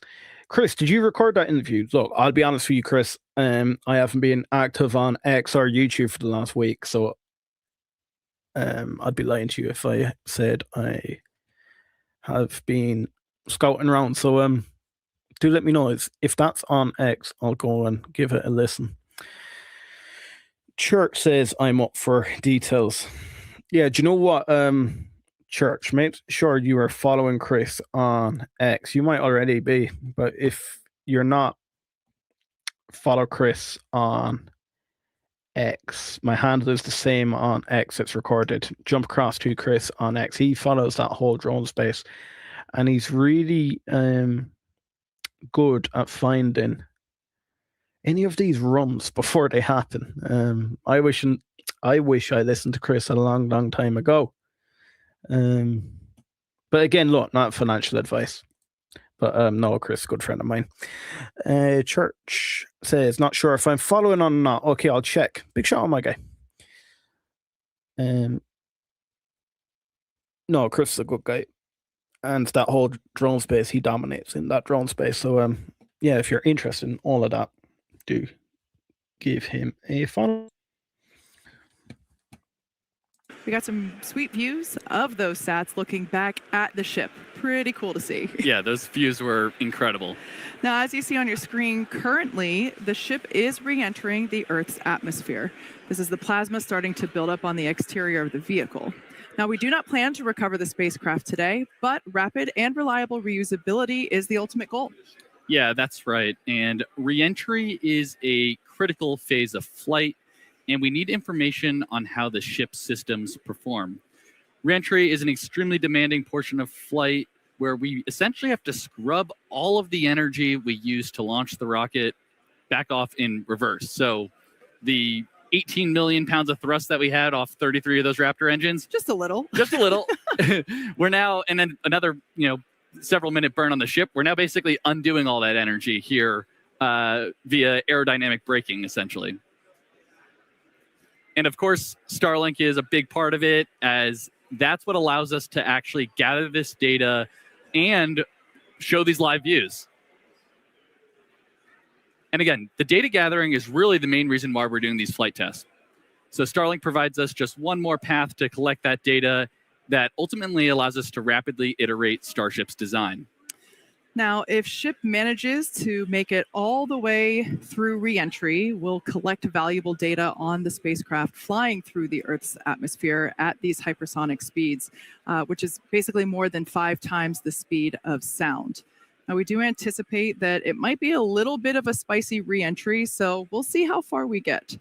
Reentry is typically a portion of flight where we don't have communications with the spacecraft because it's re-entering at or around orbital velocity, roughly 8 kilometers per second, or for those of us that think in other units, roughly 5 miles per second. At those speeds, the spacecraft is moving through the atmosphere, and it creates that plasma field that we saw forming around the vehicle. Yeah, and although the plasma looks really cool, it does distort some communication frequencies. So it's not uncommon to experience brief blackouts in communication. Of course, thinking long-term here, Starship is designed to land on Mars where there are no runways or other humans to help out. Oh, That's we getting why we're going through with that. the propulsive landing instead of a more traditional means like parachutes. Propulsive landing, not only, again, is it more cool, but it enables a more rapidly reusable rocket. Yeah. Now, we should hear some call-outs as the ship makes its way back to Earth. When we hear entry max heating and entry max Q, that means the ship has made it through the maximum heating and aerodynamic loads that it will experience as it returns. So if we make it through those, we're doing pretty well. Yeah. And you can see in the bottom left right now, we're at 23,500 kilometers per hour speed. That's just a crazy number to think about. That flat taxi looking as we all keep right. progressing in the mission, we are going to hear a call out when the ship is transonic and then subsonic. So transonic refers to the period of flight where the velocities of airflow surrounding and flowing past the vehicle are concurrently below, at, and above the speed of sound, kind of in that Mach 0.8 to 1.2 range. And for reference, commercial jets have a range of cruising speeds, but mostly fly around Mach 0.74 to Mach 0.85. And after we hear the call out that Starship is transonic, we should hear the call out when Starship is subsonic. This refers to speeds that are much less than the speed of sound. So at this point in the flight, ship's velocity will be slowing down. It's always the flaps, isn't it? We definitely have a crowd still here in the lobby of SpaceX headquarters down here at Starbase, Texas. Everyone is, loves watching ship re-entry. It's always such amazing colors. This must be what it feels like to be one of those praying mantis shrimp. Can't remember exactly what the name is, but the ones that see and billions of colors. This is the closest I feel to being one of those. Yep. I think one other thing that's cool to point out right now is look in the bottom right, you can see where we are on a globe there. We're squarely in the Indian Ocean already, and we've only been flying for 53 minutes. Yeah. So pretty crazy. We went all the way from Texas to the Indian Ocean in less than an hour. Yeah. She flies pretty fast. She flies very fast.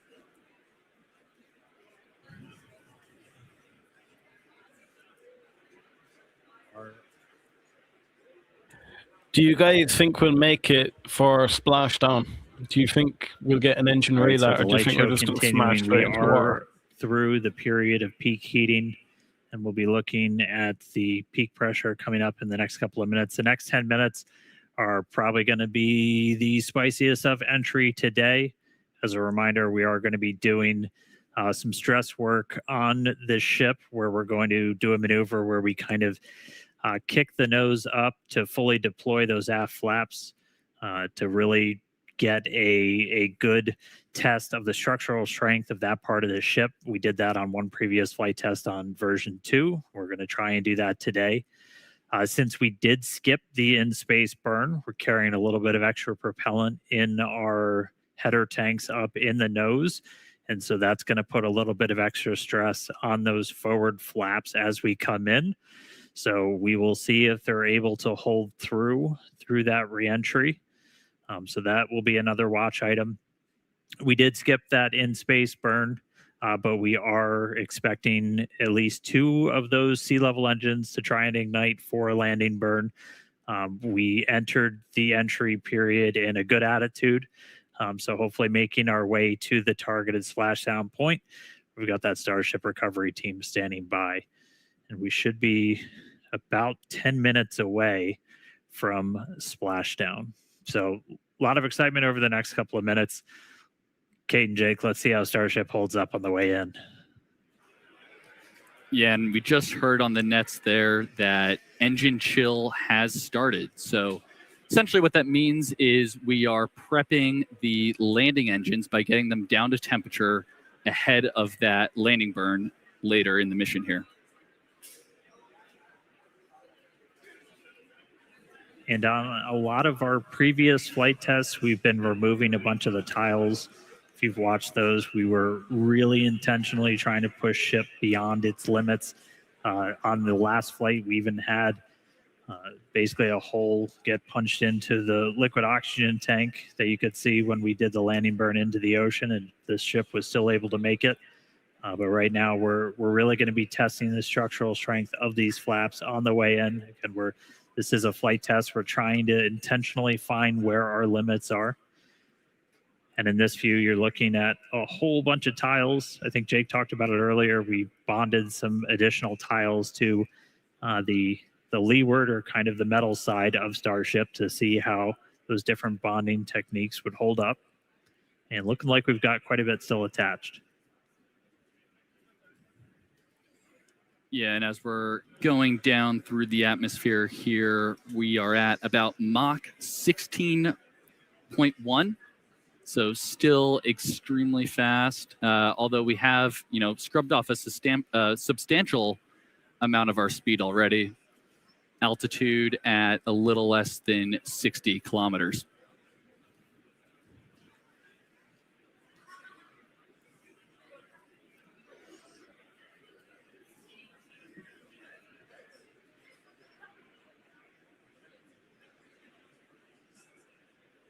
All right, we're about 8 minutes away from our targeted landing and splashdown time. Again, this is when the ship's going to start really Ship is getting put approaching through the ringer. end of the peak heating region.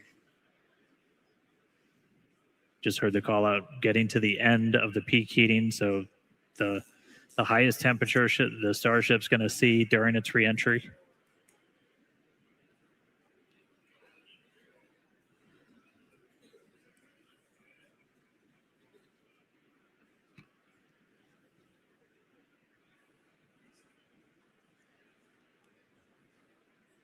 This camera angle changes as it is attached to the forward flap on Starship. So we're actually experiencing the articulation of that hardware, helping to steer the ship down for its precise landing in the Indian Ocean. Yep, that is just a really cool, kind of cool piece of perspective there. I know some people say it makes them a little seasick, but I definitely love it. It makes it feel like you're really riding along with the ship on the way down. Yeah, and aside from just looking cool, all these camera views providing just really critical data on how the heat shield, how the flaps themselves are holding up. That's why we've got these in the flaps, and then all scattered all around the ship, so you can see how they hold up. There's I'm not some gonna lie, internal that to the flap vehicle is too. looking very, very And we're beautiful getting all compared of to what this we're video used to. back via Starlink, even as we're just enshrouded in plasma. We're able to kind of operate at a high enough frequency to punch through, and that is blue ocean and sunlight you're seeing just beyond the flap. So we are coming down into daylight, hopefully splashing down in the next 6 minutes or so in the Indian Ocean. We've still got a couple maneuvers lined up where we're going to be really stressing the flaps on the ship. So Ship has passed through the peak heating region. External temperatures are coming down. Wow, that is incredible news. As Dan mentioned, we were expecting this reentry to be super spicy, but excellent news that we're now past that period of peak heating and that now the external temperatures are starting to decrease. Those heat shield tiles there on the belly of the ship really doing a ton of work to burn off all of that inertia that the vehicle had prior to re-entering the atmosphere. Yeah, and you can tell by the G meter down on the bottom right that we're starting to pick up a couple more Gs here. So we're definitely entering the thicker part of the atmosphere where we're scrubbing off all that energy, like Kate's saying.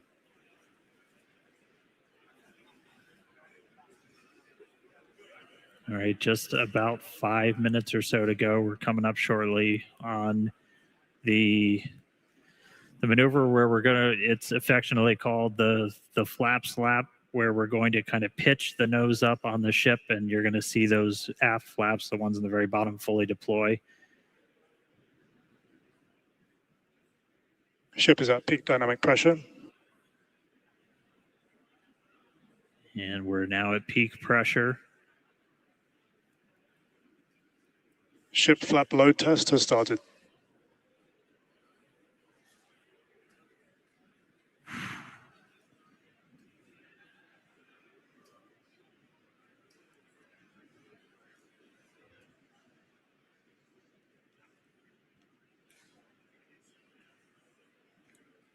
It's going to make Looks it, like you know? it's holding. This is incredible compared Again, to the intent of that any of was to the put early just versions. a lot of extra stress on those aft flaps. We are expecting Will the the forward Raptor free ones too reignite, to see a though? That's little what bit of problem extra we had stress as on we've got a little more propellant in our header Super tank, so Heavy. the area right at the very nose of Ship Starship flap load that kind test of, is complete. and we're through that test. There we go. And we just did that test at Mach 7, just for reference there. So we are still going incredibly fast.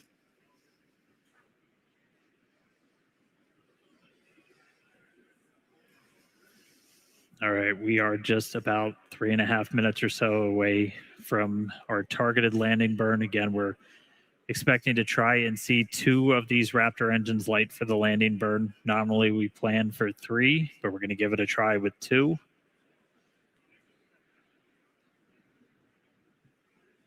Hopefully we've got Ship is Seren. starting the RTLS banking maneuver.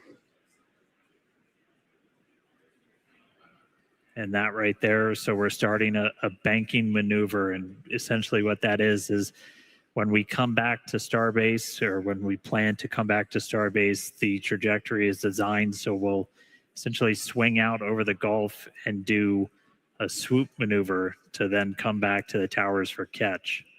And so we are doing that exact same maneuver as we head towards our targeted splashdown in the Indian Ocean.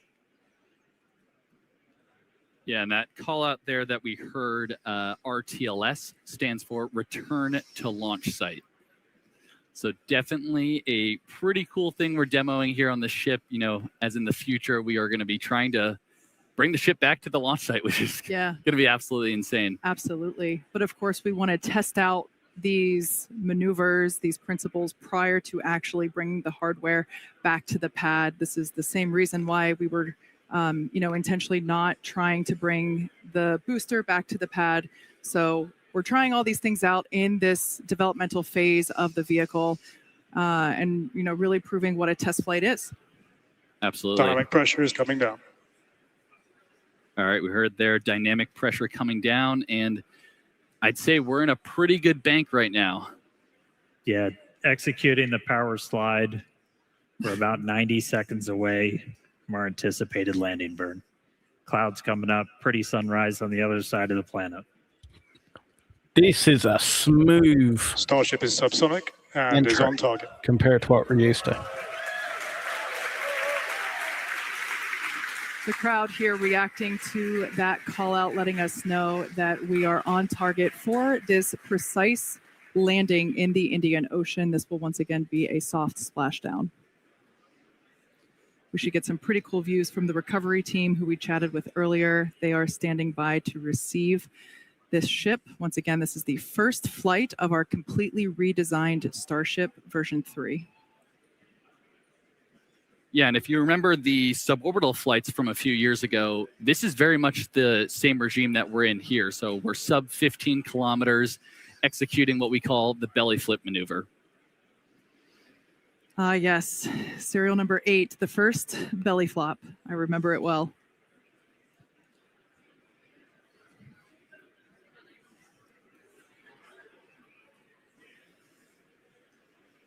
Just some really amazing views of the Earth as the ship is coming back home. Thanks, Starlink. Them flaps look like they're in perfect condition. Yeah, you can see the aft flap there making minor corrections. Starship is turning for final approach to landing site. Look at that turn. There we go. Minor corrections and a full turn. Yeah, Starship doesn't fly like an airplane. It's a lot more like a skydiver. Full belly flop on the way down, using those flaps similar to arms to help change the path of the air over you. Coming up real soon. Again, going for a landing burn, trying to light 2 of these Raptor sea level engines. Landing burn startup. Landing burn startup. 2 engines lit.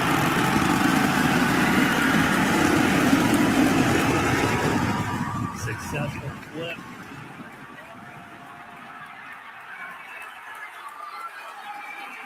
Buoy can Starship is landed. Good shutdown.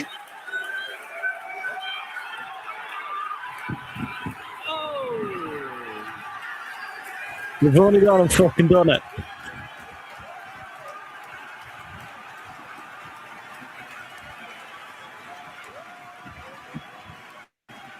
Amazing.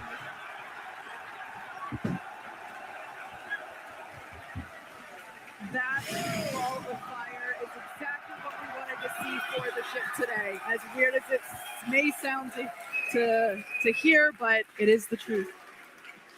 Absolutely wild. They've only gone and done it. We're pretty hyped. We guaranteed excitement at the beginning of the show, and I'd say Starship delivered. Absolutely. An incredible day for Starship. That was the first flight of that completely redesigned vehicle. As you can tell, the teams are incredibly proud of what we just saw. Yeah, V3 definitely showed up. That was amazing. Yeah. Yeah, we've pretty happy crowd in the control room behind me. I will say it's probably the most excited I've seen a lot of people in a really long time. On target landing. Wow. Actually, let's jump over. Hey Tyler, how's everyone holding up in Hawthorne? We're having a great time, Dan. Thank you so much. That was another exciting Starship flight in the books, and we hope that you enjoyed those awesome Starlink views. So congratulations to the team at Starbase and everyone here and around the company. So many employees have contributed to the Starship program as we continue to iterate and make progress towards a multi-planetary future. So that wraps it up for us here in Hawthorne. Thank you guys for tuning in, and back to you, Dan. All right, thanks. So just to recap, we lifted off right at the top of our window, 5:30 p.m. Central Time. We were able to see the booster light 33 of those Raptor engines get off the pad and ascent over the Gulf. Successful hot stage separation. Initially lit 6 of those Raptor engines, lost one of the RVACs on the way uphill. And then the booster didn't complete its full boost back. Its mission ended a little bit early, but landed in the clear area that we had set in advance. Once we were on orbit with ship, we were able to get through our payload deployment, 22 satellites, the 20 simulators, the 2 Dodger dogs, which successfully turned on cameras. We'll see if we got any more views from those. So obviously stick around. Skipped the Raptor relight, but made it through re-entry, on target landing in the Indian Ocean. You saw those views. Starship made it. It's been a long time coming. We're really excited to see this vehicle fly, and there are several more on the way. So that's going to do it for me up here. Send it back down to Kate and Jake and everybody who I hope is at least a little bit excited down in Star Factory.